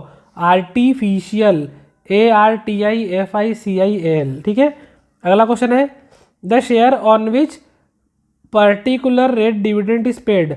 कौन सा शेयर है, कौन सा अंश है जिस पर फिक्स दर से लाभांश दिया जाता है? तो उसका नाम है दोस्तों प्रिफरेंस शेयर। कौन सा दोस्तों? प्रिफरेंस शेयर, पूर्वाधिकार अंश, प्रिफरेंस शेयर। कौन सा शेयर? Preference share. आगे दोस्तों ये भी हमने पढ़ा है, प्रीमियम जो है वो कौन सा प्रॉफिट है? तो कैपिटल प्रॉफिट है, ऊपर ही पढ़ के आए हम। प्रीमियम कौन सा प्रॉफिट है? Capital profit. अब टेबल एफ के according in calls in advance पे पूछा है दोस्तों, ऊपर पूछा था कॉल्स इन एरियर पे, तो 10% आया था, और कॉल इन एडवांस पे आता है दोस्तों 12%। ध्यान रखना, कॉल्स इन एरियर पे 10%, कॉल्स इन एडवांस पे 12%। ये जो मैं बोल रहा हूँ इस पर फोकस करना, कॉपी में लिखते चलना। कॉल्स इन एडवांस 12% और कॉल्स इन एरियर पे 10% होता है दोस्तों। देखो दोस्तों, private company doesn't issue prospectus, true. मैंने आपको बताया प्रॉस्पेक्टस इशू कौन करता है, सिर्फ पब्लिक कंपनी करती है, प्राइवेट कंपनी नहीं करती, तो ये ट्रू है। डिविडेंड फिक्स होता है इक्विटी शेयर पे, गलत। अभी मैंने क्या बताया, डिविडेंड काय पे फिक्स होता है दोस्तों, प्रीफरेंस शेयर पे, इक्विटी पे तो नहीं होता, बिल्कुल नहीं होता। आगे, there should be gap of 2 month between 2 calls, गलत। 2 कॉल के बीच में 2 महीने गैप होना चाहिए, बिल्कुल नहीं। अगला, lump sum amount can be received on share, lump sum entry करते हैं दोस्तों हम, तो हो सकती है। और कॉल्स इन एडवांस पे बैंक को डेबिट करते हैं, वो कॉल्स इन एडवांस को क्रेडिट करते हैं, बिल्कुल सही। जब calls in advance company receive करती है तो देखो, जब भी अपन पैसा रिसीव करेंगे तो बैंक में जाएगा ना दोस्तों। अब जितनी भी एंट्री करी रिसीव वाली हमने, तो पैसा बैंक में जाता है, तो बैंक अकाउंट डेबिट करते हैं ना, वो कॉल्स इन एडवांस को क्रेडिट करेंगे। आ गया बेटा, सिंपल। जल्दी देखिए, रिजर्व कैपिटल मैंने बताया था, ऐसी कैपिटल जो अपन फ्यूचर के लिए सिक्योर करते हैं, वाइंडिंग अप के लिए करते हैं, है ना, गाड़ी का पेट्रोल रिजर्व करते हैं, याद रखना, दिमाग में आ जाएगा। फिर रिडम्पशन ऑफ शेयर, रिडम्पशन मतलब होता है बेटा पैसे को वापस पूरा पे कर देना, रिडम्पशन मतलब पूरा पेमेंट कर देते हैं। तो एक इनको करते हैं बेटा रिडीमेबल प्रेफरेंस शेयर, इनको फिक्स समय के बाद आपको पूरा भुगतान करना पड़ता है, रिडम्पशन करना पड़ता है, रिडीमेबल, रिडम्पशन रिडीमेबल, याद रखना। मेमोरेंडम ऑफ एसोसिएशन, ये बेटा कंपनी का मुख्य होता है, मतलब मेन पेज होता है मेमोरेंडम, मतलब कंपनी क्या कैसे बनी, कंपनी में कितनी अथोराइज्ड कैपिटल है, कंपनी कैसे बनी, कौन कौन उसमें पार्टनर है, कौन उसके शेयर होल्डर है, ये सब लिखा होता है मेमोरेंडम ऑफ एसोसिएशन में। इसको बोलते हैं पार्षद सीमा अधिनियम।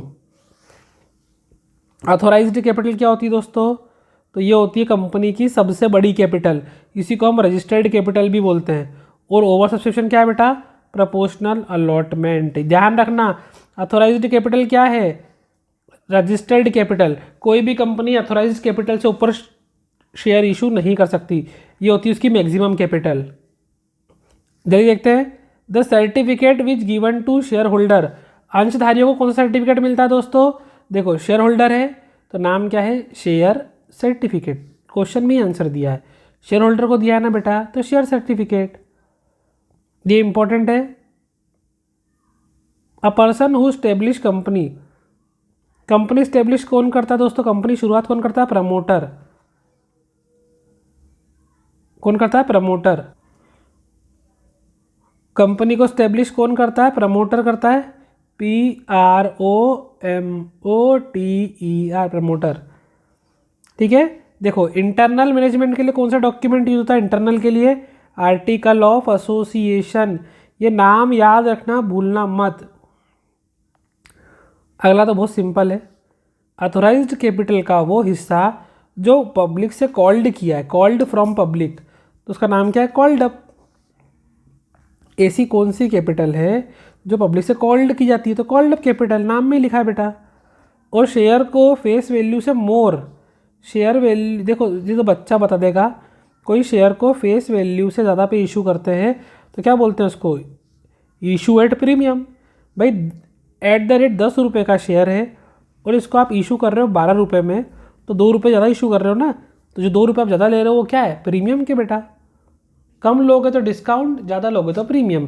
प्रीमियम क्या होता है हमने पढ़ा है, तो ये होती है हमारी कैपिटल नेचर की प्रॉफिट। ठीक है, देखिए दोस्तों next chapter, for future of share को काय में डेबिट करते हैं, सबको पता है, फॉर फ्यूचर अकाउंट को डेबिट काय में करते हैं, शेयर कैपिटल अकाउंट डेबिट करते हैं entry, share account debit to forfeiture of share और टू कॉल्स इन एरियर।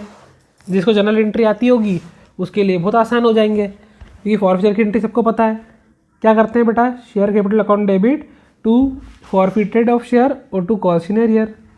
अगला, effect of forfeiture of share on share holder, forfeiture का असर क्या होता है, ऑनरशिप कैंसिल हो जाती है, बिल्कुल, मेंबरशिप कैंसिल हो जाती है, बिल्कुल, डिविडेंड पे हिस्सा नहीं रहता, बिल्कुल। तो ऑल ऑफ दीज, देखो जब किसी के शेयर जब्त कर लेते हैं तो ना उसको अधिकार रहेगा, ना वो ऑनर रहेगा, ना ही वो कंपनी का मेंबर बन सकता है, और ना ही उसको अब डिविडेंड मिलेगा, लाभ में हिस्सा बिल्कुल नहीं मिलेगा। अगला, फॉर फ्यूचर से क्या होता है दोस्तों, शेयर कैपिटल पे, जब शेयर फॉरफिट होता है तो शेयर कैपिटल पर असर क्या होता है, वो डिक्रीज हो जाती है, क्या होता है, डिक्रीज, याद रखना। अगला है re issue of forfeiture share and the balance for transfer to, जब शेयर को आप री इशू करते हो ना तो जो फॉरफीचर का जो बैलेंस बचता है दोस्तों, उसको अपन काय में ट्रांसफ़र करते हैं, उसको ट्रांसफ़र करते हैं कैपिटल रिजर्व में। जिसने जनरल एंट्री का इसको याद है, अपन पहले शेयर को री इशू करते हैं, bank account debit to share capital, और जो अमाउंट बच जाती है उसको अपन डाल देते हैं share forfeiture account debit to capital reserve. याद है, थर्ड नंबर की एंट्री करते हैं अपन री इशू के वक्त, share forfeited account debit to capital reserve. बच्चे कई बार कैपिटल रिजर्व और रिजर्व कैपिटल में कन्फ्यूज़ होते हैं, ध्यान रखना। रिजर्व कैपिटल क्या है? गाड़ी का रिजर्व। जब गाड़ी का पेट्रोल ख़त्म होगा तब हम रिजर्व लगाएंगे, मतलब जब कंपनी वाइंडिंग अप होगी तब यूज़ करेंगे, वाइंडिंग अप के समय। और कैपिटल रिजर्व क्या होती है? फॉर फीचर के वक्त जो अमाउंट बच जाती है उसको हम कैपिटल रिजर्व में डाल देते हैं, बहुत सिंपल। और री इशू कब कर सकते हैं? पार पे भी, डिस्काउंट पे भी, प्रीमियम पे भी, मतलब एनी ऑफ दिस। ठीक है दोस्तों, याद रहेगा अच्छे से। आगे बढ़ते हैं। देखिए दोस्तों, the balance of share forfeited account is shown in dash side of balance sheet. For feature का बैलेंस कहाँ शो करेंगे दोस्तों? लाइबिलिटी में। कहाँ पे शो करेंगे? लाइबिलिटी में, भूलना मत। कैपिटल रिजर्व का यूज़ काय में करते हैं? देखो दोस्तों, ये कैपिटल का रिजर्व है तो इससे कैपिटल लॉस को ही सेट ऑफ कर सकते हो। कौन सा लॉस? कैपिटल लॉस, क्योंकि ये कौन सा रिजर्व है? Capital reserve. क्वेश्चन में ही आंसर दिया है, कैपिटल रिजर्व होगा तो capital loss he set of कर सकते हो उससे। अच्छा, अगला क्वेश्चन बहुत इंपॉर्टेंट है। जब कोई प्रोविज़न नहीं दिया होता फॉर फीचर का तो आर्टिकल ऑफ एसोसिएशन में क्या फॉलो करते हैं दोस्तों? टेबल एफ फॉलो करते हैं। क्या फॉलो करते हैं? Table F. हमने पीछे पढ़ा है टेबल एफ के बारे में कि कॉल्स इन एरियर जो है वो 10% देंगे, कॉल्स इन एडवांस 12 देंगे, तो वो टेबल एफ होती है। जब हमारे पास कोई प्रोविज़न नहीं होता, ठीक है, आर्टिकल ऑफ एसोसिएशन में, तो टेबल एफ का इस्तेमाल होता है दोस्तों। ट्रू फॉल्स देख लीजिए। शेयर फॉर फीचर का मतलब कैंसिलेशन होता है, बिल्कुल सही होता है दोस्तों। देखिए दोस्तों, राइट ऑन शेयर सेक्रीफाइड। हर इंसान के पास ये अधिकार होता है कि वो अपने शेयर सेक्रीफाई कर सकता है। इसको हम बोलते हैं सरेंडर कर देना। पुलिस बोलती है ना, अपने पास जो भी है वो हमें दे दो, वो सरेंडर कर दो। वैसे शेयर को सेक्रीफाई करने को क्या बोलते हैं? Surrender of share. देखो, फॉर फीचर मतलब आपने पैसे नहीं दिए तो आपके शेयर को जब्त कर लिया, वो होता है बेटा फॉर फीचर। लेकिन आप खुद ही चले गए और आपने खुद ने बोल दिया कंपनी को कि देखो भैया, मैं शेयर के पैसे नहीं दे सकता और मैं शेयर तुमको खुद को सेक्रीफाई कर रहा हूँ, वापस दे रहा हूँ। मतलब क्या हुआ? अपन ने सरेंडर कर दिया। सिंपल है। अगला बता दिया मैंने, जब शेयर पे अपन एक्सेस अमाउंट लेते हैं, जब शेयर पे अपन ज़्यादा अमाउंट लेते हैं तो उसको प्रीमियम बोलते हैं दोस्तों। क्या शेयर को डिस्काउंट पे री इशू कर सकते हैं? बिल्कुल कर सकते हैं, एंट्री भी करी हमने तो। कैन फॉरफिटेड शेयर भी री इशूड डिस्काउंट? बिल्कुल कर सकते हैं, ट्रू बात है 100%। अगला very very important, calls in arrear को बैलेंस शीट में कहाँ पर लिखते हैं? इक्विटी एंड लाइबिलिटी में। कहाँ पे लिखते हैं दोस्तों? Equity and liability. ऊपर भी हमने एक बैलेंस शीट वाला पढ़ा था दोस्तों, याद रखना। और सेल ऑफ फॉरफिटेड शेयर, जब्त किए गए शेयर को इशू करना, सेल करना, मतलब जो शेयर जब्त कर लिए, फॉरफिट कर लिए हैं, उनको बेचने को क्या बोलते हैं दोस्तों? जब्त किए हुए शेयर को वापस से बेचने को बोलते हैं री इशू। री मतलब वापस से, इशू मतलब वापस से इशू करना। ठीक है दोस्तों। अगला क्वेश्चन देखिए, डिबेंचर होल्डर आर। देखो भैया, शेयर होल्डर कंपनी के ऑनर होते हैं, तो डिबेंचर होल्डर कंपनी के क्रेडिटर होते हैं। कौन होते हैं? क्रेडिटर। शेयर होल्डर कौन होते हैं? कंपनी के ऑनर। और डिबेंचर होल्डर कौन होते हैं? क्रेडिटर। ध्यान रखिएगा, यहाँ पे ड्यूरेशन पूछा है वापस से, तो इंटरेस्ट डिबेंचर पे करने का होता है 6 महीने का। इसके पहले हमने 6 महीने वाला क्वेश्चन में पढ़ा था कि अगर पार्टनर मरता है और उसको पेमेंट नहीं मिलता है तो इंटरेस्ट की अमाउंट 6 मंथली पे की जाएगी दोस्तों, 6% से पे की जाएगी। और अगर इंटरेस्ट ऑन ड्राइंग की अमाउंट की डेट आपको नहीं दी है कि इंटरेस्ट ऑन ड्राइंग कब लिया है, तो वहाँ पर आपका 6 मंथली आया था, याद है? जब आपने पढ़ा था ना कि अगर इंटरेस्ट ऑन ड्राइंग की डेट नहीं दी हो तब भी वहाँ पे 6 मंथ के हिसाब से इंटरेस्ट ऑन ड्राइंग चार्ज होता है, और इंटरेस्ट ऑन डिवेंचर पे भी 6 मंथ का ही होता है। ठीक है, आगे बढ़ते हैं। The amount of discount on issue of debenture. Debenture को इशू करते वक्त जो डिस्काउंट कंपनी देती है वो कैसा डिस्काउंट होता है दोस्तों? तो ध्यान रखिएगा दोस्तों, डिवेंचर को इशू कर रहे हैं तो डिस्काउंट दिया है अपन ने तो लॉस होगा, प्रीमियम वाला प्रॉफिट होता है, डिस्काउंट वाला लॉस होगा हमारा। कौन सा लॉस होगा? कैपिटल लॉस, क्योंकि डिबेंचर लॉन्ग टर्म के लिए होता है, शॉर्ट टर्म के लिए नहीं, तो कैपिटल लॉस होगा दोस्तों। ठीक है, अब premium on issue on share, इसको हम कहाँ पर शो करते हैं दोस्तों? डिबेंचर पे हमको प्रीमियम मिला है ना दोस्तों, तो इसको रिजर्व और सरप्लस में करेंगे। कहाँ पे करेंगे? रिजर्व और surplus. Premium on issue of debenture को बैलेंस शीट में कहाँ शो करते हैं? रिजर्व और सरप्लस पे। ये बेटा बैलेंस शीट वाले अच्छे से ध्यान रखना, इंपॉर्टेंट है बैलेंस शीट वाले, है ना, ये खास करके बहुत इंपॉर्टेंट क्वेश्चन फंसते हैं इसमें से, दिमाग लगा के करना, और ये तो बहुत आसान है। देखो, डिबेंचर को आपने इतने में इशू करा और करना, पैसे 2 लाख देना थे और डिबेंचर इशू करे 1,80,000 के, तो जो 20,000 रुपये जो आपके पास एक्स्ट्रा है वो कहाँ जाएंगे? कैपिटल रिजर्व में। सिंपल बात है बेटा, 2 लाख की जगह अपन ने 1,80,000 के डिबेंचर इशू करे, 20,000 के कम करे तो 20,000 क्या है? रिजर्व में जाएंगे अपने। मान लो तुम्हारे पिताजी को 2 लाख किसी को देना थे, उसने बोला भाई 2 लाख छोड़, तो 1,80,000 ही दे दे, तो जो 20,000 बच गए उनके पास, वो का घर में काम आएंगे ना, मतलब जाएंगे कैपिटल रिजर्व में। वेरी इंपॉर्टेंट दोस्तों, issue of debenture company promoter for their service the dash account debited. जब कंपनी अपनी डिबेंचर इशू करती है प्रमोटर्स को उनकी सर्विस के लिए, तो कौन सा अकाउंट डालते हैं दोस्तों? Goodwill account. इंपॉर्टेंट है। अच्छा, गुडविल क्या है ये भी इंपॉर्टेंट है बेटा। It is an return certificate या फिर एक्नॉलेजमेंट, इसको आप एक्नॉलेजमेंट भी लिख सकते हो,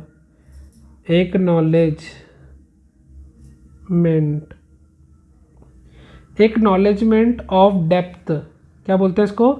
एक्नॉलेजमेंट ऑफ डेप्थ। ये दोस्तों एल है ना, ये एल है, टी नहीं है, ये एल लिखा है कि ACKNOLEDGEMENT, एक्नॉलेजमेंट ऑफ डेप्थ। फिर debenture holder have no rights on, debenture holder को काय में हिस्सा नहीं मिलता है बेटा? In the management of company, company के मैनेजमेंट में कोई हिस्सा नहीं मिलता उनको भैया। उनको बोलते तूने पैसे दिए हैं ना, इंटरेस्ट ले और मजे कर, लेकिन हमारे कंपनी के अंदर के मामलों में बोलने का अधिकार नहीं है, कोई मैनेजमेंट करने का हिस्सा नहीं है। फिर debenture which are repaid after fix time, एक फिक्स समय के बाद जिनको पेमेंट वापस करना पड़ता है, रिडीमेबल होते हैं बेटा वो। ठीक है, और ऐसे डिबेंचर जिनको हम चेंज कर सकते हैं शेयर में, ऐसे डिबेंचर जिनको शेयर में कन्वर्ट कर सकते हैं, वो होते हैं कन्वर्टिएबल। कन्वर्टिएबल, याद रखना, कन्वर्टिएबल, ये ई है बेटा, है ना, ओ नहीं है, ई है, कन्वर्टिएबल, CONVERTIABL, कन्वर्टिएबल। अच्छा, ये भी इंपॉर्टेंट है, जितने में माल खरीदा है उसमें से अगर असेट्स की वैल्यू को माइनस कर दो, तो जो एक्स्ट्रा पैसे ले रहे हो काय के दोस्तों? गुडविल के हैं।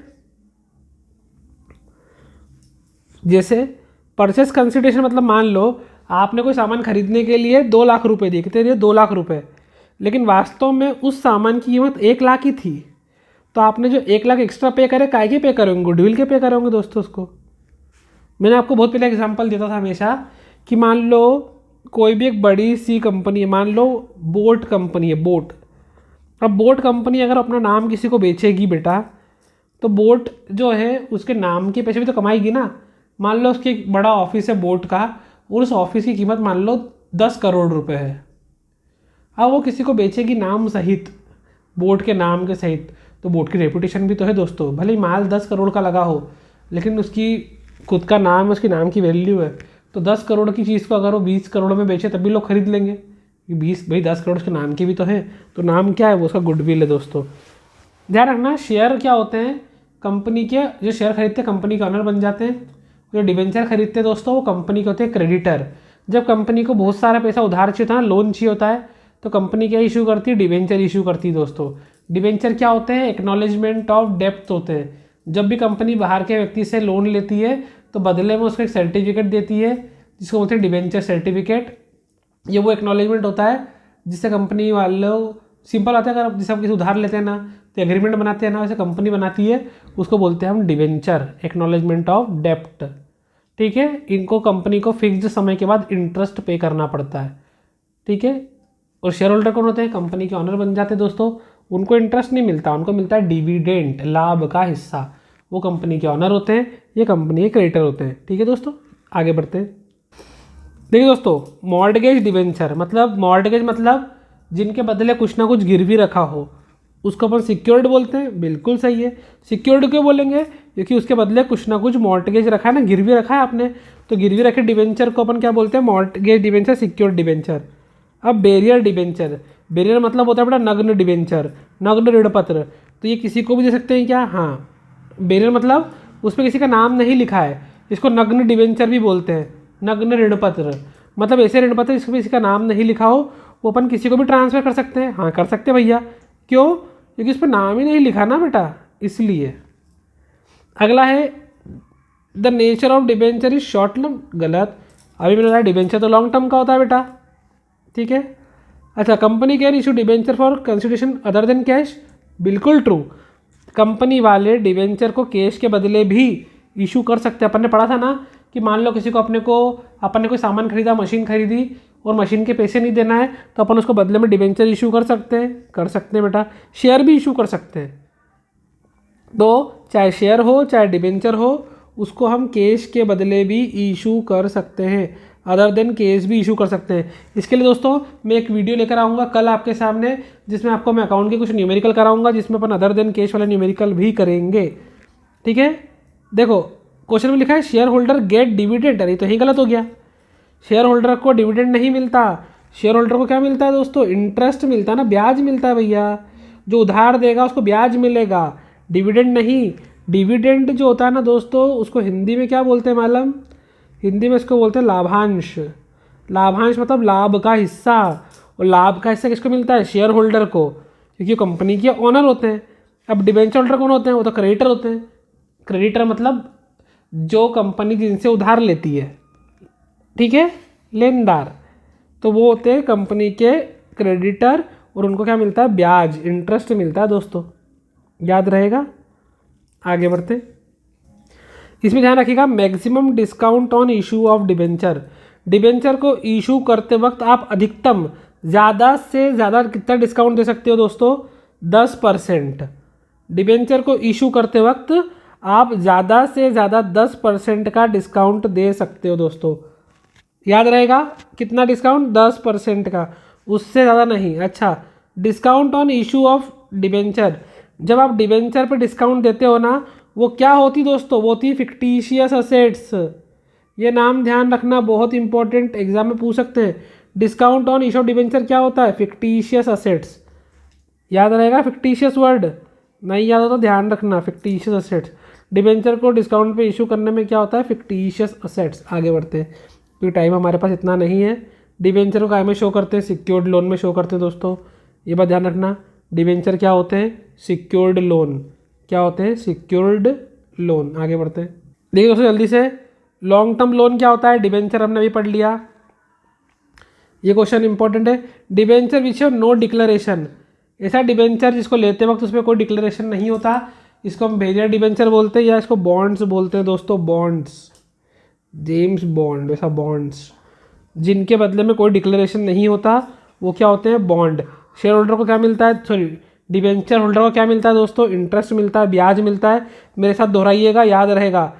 सिक्योरिटी प्रीमियम को कहाँ पे लिखते हैं? हमने वो पीछे पढ़ के आए हैं, इक्विटी और लाइबिलिटी में लिखते हैं सिक्योरिटी प्रीमियम को। कहाँ में लिखते हैं? इक्विटी और लाइबिलिटी में लिखते हैं। अभी अपने ऊपर क्वेश्चन पढ़ा है, ऐसे डिबेंचर जिनको किसी को भी ट्रांसफर कर सकते हैं मियर डिलीवरी से, इसको बोलते हैं बेरियर डिबेंचर। अपन ने भी ऊपर ही पढ़ा है ट्रू फॉल्स के वक्त कि ऐसे डिबेंचर जो अपन किसी को भी ट्रांसफर कर सकते हैं, किसी को भी ट्रांसफर कर सकते हैं, उसको बोलते हैं बेरियर डिबेंचर। अच्छा, अगला क्वेश्चन, क्या डिबेंचर को फॉरफिट कर सकते हैं? बिल्कुल नहीं। आप फॉरफिट कर सकते हो शेयर को, डिबेंचर को फॉरफिट नहीं कर सकते। शेयर को फॉरफिट कर सकते हो, डिबेंचर को फॉरफिट नहीं कर सकते, ध्यान रखना। द डिबेंचर में B redeem only at the time of winding up, जब कंपनी बंद होगी बस तभी पेमेंट करना पड़ेगा। ये होते हैं बेटा अनसिक्योर्ड डिबेंचर, या इनको अपन इररिडीमेबल डिबेंचर बोलते हैं बेटा, इररिडीमेबल। जो कंपनी के बिल्कुल लाइफ टाइम में डिबेंचर खत्म हो गए ना बेटा। और अगला है those debenture called which can be convert into share, ऐसे डिबेंचर जिसको शेयर में कन्वर्ट कर सकते हैं वो क्या होता है? कन्वर्टिएबल। नाम में लिखा है जिनको कन्वर्ट कर सकते हैं वो कन्वर्टिएबल। दोज डिबेंचर, ऐसे डिबेंचर, क्या लिखा है? दोज डिबेंचर, ऐसे ऋण पत्र जिसे हम अंशों में कन्वर्ट कर सकते हैं, बदल सकते हैं, परिवर्तित कर सकते हैं, परिवर्तनशील होते हैं, मतलब कन्वर्टिएबल होते हैं। आगे बढ़ते हैं। देखिए दोस्तों, विच item include under current liability. Current liability में क्या आता है दोस्तों? Short term borrowing. बाकी डिवेंचर, बॉन्ड और ये टर्म लोन, ये सब जो आते हैं दोस्तों, ये करंट में नहीं आते। ठीक है, ठीक है। करंट लाइबिलिटी में सिर्फ क्या आता है? Short term borrowing. ये दोनों से सब तो लॉन्ग टर्म लाइबिलिटी है ना दोस्तों। डिवेंचर है, बॉन्ड है, टर्म लोन है, ये सब तो लॉन्ग टर्म लाइबिलिटी है। तो शॉर्ट टर्म या टर्म करंट लाइबिलिटी में आएगा शॉर्ट टर्म बोरोइंग। अनपेड, ऐसे कॉल जो अनपेड होते हैं उसको हम काय में से माइनस करते हैं दोस्तों? सब्सक्राइब्ड कैपिटल में से माइनस करते हैं। अनकॉल्ड मतलब जो अभी तक मांगे नहीं गए हैं उसको हम काय में से करेंगे? सब्सक्राइब्ड कैपिटल में से करेंगे। कॉल अनपेड काय में से माइनस करते हैं? सब्सक्राइब में से। अगला, the format of company balance sheet as per company act 2013। Company अधिनियम 2013 में कंपनी बैलेंस शीट का फॉर्मेट कहाँ पे दिया है? Schedule 3 part 1। शेड्यूल 3 पार्ट 1, ए नहीं दोस्तों, ए नहीं, पार्ट 1, शेड्यूल 3 पार्ट 1। क्या दिया है? कंपनी की बैलेंस शीट का फॉर्मेट 2013 के अकॉर्डिंग, शेड्यूल 3 पार्ट 1। आगे देखिए, कैपिटल रिजर्व को कहाँ शो करते हैं दोस्तों? तो कैपिटल रिजर्व को शो करते हैं, रिजर्व लिखा है तो रिजर्व सरप्लस में शो करते हैं। बैलेंस शीट की फाइनेंशियल स्टेटमेंट का कौन पार्ट होता है दोस्तों? तो देखो, स्टेटमेंट P&L भी होता है, बैलेंस शीट भी होती है और ट्रेडिंग इन P&L अकाउंट भी होता है, मतलब इसमें आएगा ए और बी बोथ। प्रिलिमिनरी एक्सपेंसेस को कहाँ पे शो करेंगे दोस्तों? तो ये भी रिजर्व और सरप्लस में जाने वाला है। तो कैपिटल रिजर्व भी रिजर्व सरप्लस में, प्रिलिमिनरी एक्सपेंसेस भी रिजर्व और सरप्लस में जाता है दोस्तों, याद रखिएगा। देखिए, financial statement are dash fact. Financial statement कैसे फैक्ट होते हैं दोस्तों? रिकॉर्डेड फैक्ट, जिनको हम पहले से रिकॉर्डेड करके रखते हैं। सिक्योरिटी प्रीमियम रिजर्व को कौन सी हेडिंग में डालते हैं? अभी पढ़ के आ रहे ऊपर, रिजर्व और सरप्लस में डाल सकते हैं, इक्विटी लाइबिलिटी में डाल सकते हैं। रिजर्व लिखा है ना। प्रपोज्ड डिविडेंड को काय में शो करते हैं दोस्तों? प्रपोज्ड डिविडेंड को करंट लाइबिलिटी में। Very very important, proposed dividend बहुत बहुत इंपॉर्टेंट है। कहाँ पे लिखते हैं? करंट लाइबिलिटी में लिखते हैं दोस्तों। कहाँ पे लिखते हैं? करंट लाइबिलिटी में, याद रखना, भूलना मत। अब लाइबिलिटीज ऑन बिल डिस्काउंटेड, ऐसी लाइबिलिटी जो बिल को डिस्काउंट करने पे लगती है, कॉन्टिजेंट लाइबिलिटी होती है, संयोग वाली कॉन्टिजेंट दोस्तों, याद रखिएगा। देखिए दोस्तों, name the statement disclose the financial position. Company की आर्थिक स्थिति को दिखाता कौन है? बैलेंस शीट दिखाता है। फाइनेंशियल पोजीशन कौन शो करेगा? कंपनी की बैलेंस शीट ही करेगी ना दोस्तों। और देखो, किस हेडिंग में P&L अकाउंट आता है? तो रिजर्व और सरप्लस में आता है, बता दिया मैंने। P&L अकाउंट को काय में शो करते हैं? Schedule 3 part 2। पार्ट 1 में क्या आता है? Balance sheet. पार्ट 2 में क्या आता है? P&L अकाउंट, ध्यान रखिएगा, भूलना मत। अगला, in which form company can balance sheet. Company की बैलेंस शीट का फॉर्मेट कौन सा है?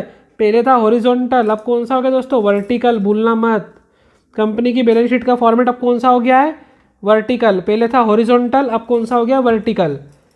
अच्छा, स्टॉक को कहाँ पे लिखते हैं हम? स्टॉक को बैलेंस शीट में, स्टॉक को लिखते हैं दोस्तों करंट असेट्स में। कहाँ में लिखते हैं? Current asset. बैलेंस शीट का फॉर्मेट याद कर लोगे तो इनके तुम्हारे को सवालों के जवाब दोस्तों आसानी से मिल जाएंगे।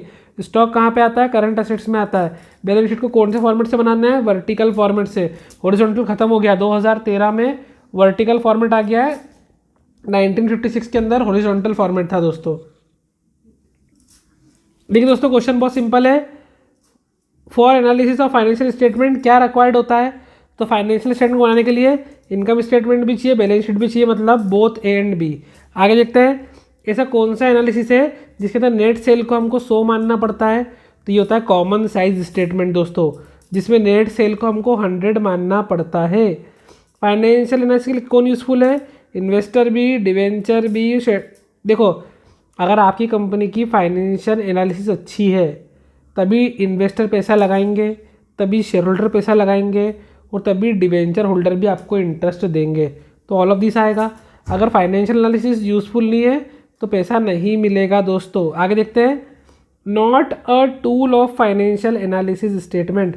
आपकी इन चारों में से कौन सा टूल फाइनेंशियल एनालिसिस में काम नहीं आता? देखो, रेशो एनालिसिस आता है, कंपेरेटिव भी आता है, कॉमन साइज भी आता है, ट्रायल बैलेंस नहीं आता। तो हमारा जवाब है ट्रायल बैलेंस दोस्तों। क्या है हमारा जवाब? ट्रायल बैलेंस, क्योंकि ये टूल नहीं है, बाकी तो टूल है। और अगला, the following is not a function of analysis. कौन सा फंक्शन नहीं है दोस्तों? तो अर्निंग कैपेसिटी दिखाता है, सॉल्वेंसी भी दिखाता है, साउंडनेस भी दिखाता है, बस प्रॉफिट और लॉस नहीं दिखाता दोस्तों। बाकी ये भी दिखाता है, ये भी दिखाता है, ये भी दिखाता है। उसने पूछा नॉट फंक्शन, तो क्या नहीं है? नॉलेज ऑफ P&L नहीं है दोस्तों। यहाँ पे क्या नहीं है? तो ट्रायल बैलेंस नहीं है दोस्तों। यहाँ पे ऑल ऑफ दिस है दोस्तों। यहाँ पे सेल को 100 का मानते हैं कॉमन साइज में दोस्तों। वो फाइनेंशियल स्टेटमेंट के लिए क्या चाहिए? इनकम स्टेटमेंट भी चाहिए, बैलेंस शीट भी चाहिए। क्लियर, आगे बढ़ते हैं। देखिए दोस्तों, थोड़ा इमेज ब्लर है लेकिन ध्यान रखिएगा। Comparative statement, common size statement, accounting ratio, ये सब क्या है? फाइनेंशियल स्टेटमेंट के भी हमने पीछे पढ़ा है। ये सब है दोस्तों फाइनेंशियल स्टेटमेंट के टूल। क्या ये? टूल्स ऑफ फाइनेंशियल स्टेटमेंट, याद रखिएगा दोस्तों। ठीक है, आगे देखिए, फाइनेंशियल स्टेटमेंट में चेंजेस को कहाँ पे लिखते हैं अपन दोनों? तो देखो, चेंजेस जो होते हैं ना, उनको अपन या तो रेशो में लिखते हैं या फिर अपन लिखते हैं परसेंटेज में दोस्तों। क्या में लिखते हैं? परसेंटेज में। फाइनेंशियल स्टेटमेंट में जो बदलाव आता है, जो चेंजेस आते हैं, या तो उनको रेशो में लिखते हैं और परसेंटेज में भी लिखते हैं। अच्छा, फाइनेंशियल स्टेटमेंट का मेन ऑब्जेक्ट क्या होता है? कि कॉम्प्लेक्स चीज़ों को कन्वर्ट करना है काय में? सिंपल में दोस्तों। कन्वर्जन ऑफ कॉम्प्लेक्स, कॉम्प्लेक्स मतलब होता है कठिन, कॉम्प्लेक्स। तो कॉम्प्लेक्स चीज़ों को चेंज करना है, कन्वर्ट करना है, काय में कन्वर्ट करना है बेटा? सिंपल में। फाइनेंशियल स्टेटमेंट बनती क्यों है? ताकि जो बहुत कठिन काम है ना, कॉम्प्लेक्स काम है, उसको सिंपल में चेंज कर दे। देखिए मेरे पे आ सकती है, फाइनेंशियल सिस्टम में मेनी ईयर्स क्या होते हैं दोस्तों? तो इसमें बहुत सारे ईयर को एक साथ हॉरिजॉन्टल एनालिसिस करते हैं दोस्तों। तो ये फर्स्ट हो गया हमारा। लेक ऑफ क्वालिटेटिव एनालिसिस, कहाँ पे क्वालिटी एनालिसिस नहीं होती है? तो ये सब क्या है? लिमिटेशन दोस्तों। ध्यान रखिएगा, मैं बता रहा हूँ आपको एक शॉर्ट ट्रिक। फाइनेंशियल स्टेटमेंट हो, फाइनेंशियल एनालिसिस हो, कैश फ्लो हो, अकाउंटिंग रेशो हो, इन सब की लिमिटेशन भी सेम है, इन सब के इम्पोर्टेंस भी सेम है, इनके ऑब्जेक्ट भी सेम है। तो अगर इन 4 चैप्टर में से आप किसी की भी लिमिटेशन याद कर लेते हो तो आप चारों में लिख सकते हो, ऑब्जेक्ट कर लोगे तब भी चारों में लिख सकते हो, और एडवांटेज कर लोगे तब भी चारों में लिख सकते हो। कौन चार? वापस सुन लो। Financial statement, financial analysis, accounting ratio और कैश फ्लो। मतलब 11, 12, 13, 14 इन सब की लिमिटेशन सेम है, एडवांटेज सेम है, ऑब्जेक्ट सेम है। एक के याद करो, सब में लिख के आओ। Financial analysis for single period, अगर एक ही पीरियड के लिए हो तो कौन C analysis? Vertical.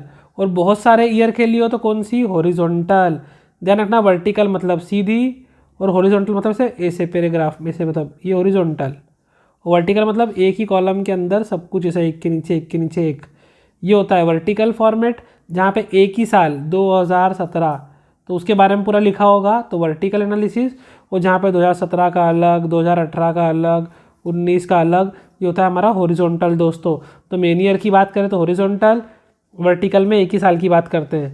Various item recorded in percentage, अभी अपन ने ऊपर पढ़ा, परसेंटेज में कब निकालते हैं? कॉमन साइज स्टेटमेंट में। तो हो गया फोर्थ।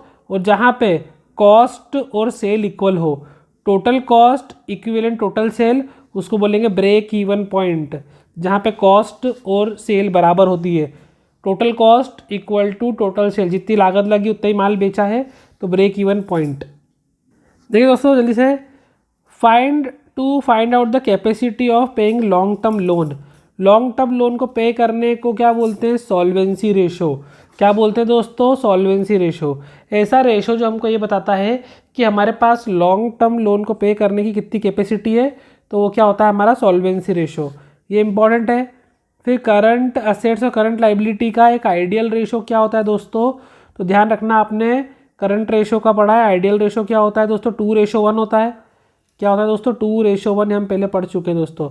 अगला लिक्विड रेशो आइडियल कौन सा होता है दोस्तों? ये होता है 1:1। डिफरेंस में भी आपने पढ़ा होगा। करंट रेशो का 2:1, लिक्विड रेशो का 1:1। और डेप्ट इक्विटी रेशो का आइडियल क्या होता है दोस्तों? तो ये भी होता है 1:1। ध्यान रखिएगा, लिक्विड रेशो, डेप्ट इक्विटी रेशो 1:1, भूलिएगा बिल्कुल भी मत। फिक्टिशियस असेट्स क्या होती है दोस्तों? तो जहाँ पर करंट लाइबिलिटी होती है, करंट लाइबिलिटी को fictitious are included in current liability, याद रखिएगा ये भी इंपॉर्टेंट है, fictitious assets are included in current liability दोस्तों, ये भी इंपॉर्टेंट है दोस्तों। अकाउंटिंग रेशो में किसको इग्नोर कर देते हैं अपन, क्वालिटेटिव फैक्टर को। देखो अकाउंटिंग रेशो में अपन किस पे ध्यान देते हैं, अपन ध्यान देते हैं क्वांटिटी पे, क्वांटिटी पे ध्यान देते हैं, क्वालिटी पे नहीं देते। यहाँ लिखा है इग्नोर, इग्नोर करना मतलब ध्यान नहीं देना, तो हम किस पे ध्यान नहीं देते, किसको इग्नोर करते हैं, हम इग्नोर करते हैं क्वालिटेटिव फैक्टर को। किसको, क्वालिटेटिव। अच्छा, रिलेशनशिप को दिखाना दो फिगर के बीच में होता है रेशो, क्या होता है दोस्तों, रेशो। और शॉर्ट टर्म फाइनेंशियल पोजीशन कौन दिखाता है, करंट रेशो।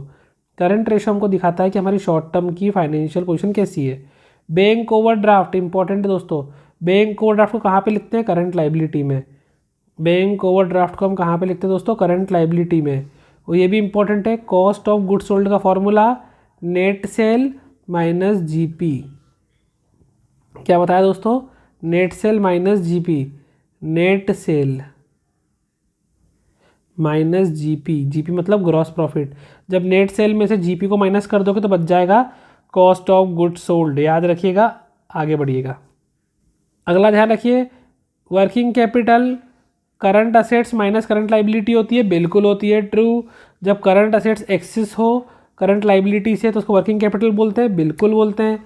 आइडियल रेशो अपन ने पढ़ा 2:1 होता है। एक्टिविटी रेशो टर्नओवर रेशो दोनों सेम होते हैं, बिल्कुल होते हैं, ध्यान रखिएगा। एक्टिविटी रेशो टर्नओवर रेशो क्या होते हैं, सेम। ये तो गलत है, नाम में दिख रहा है।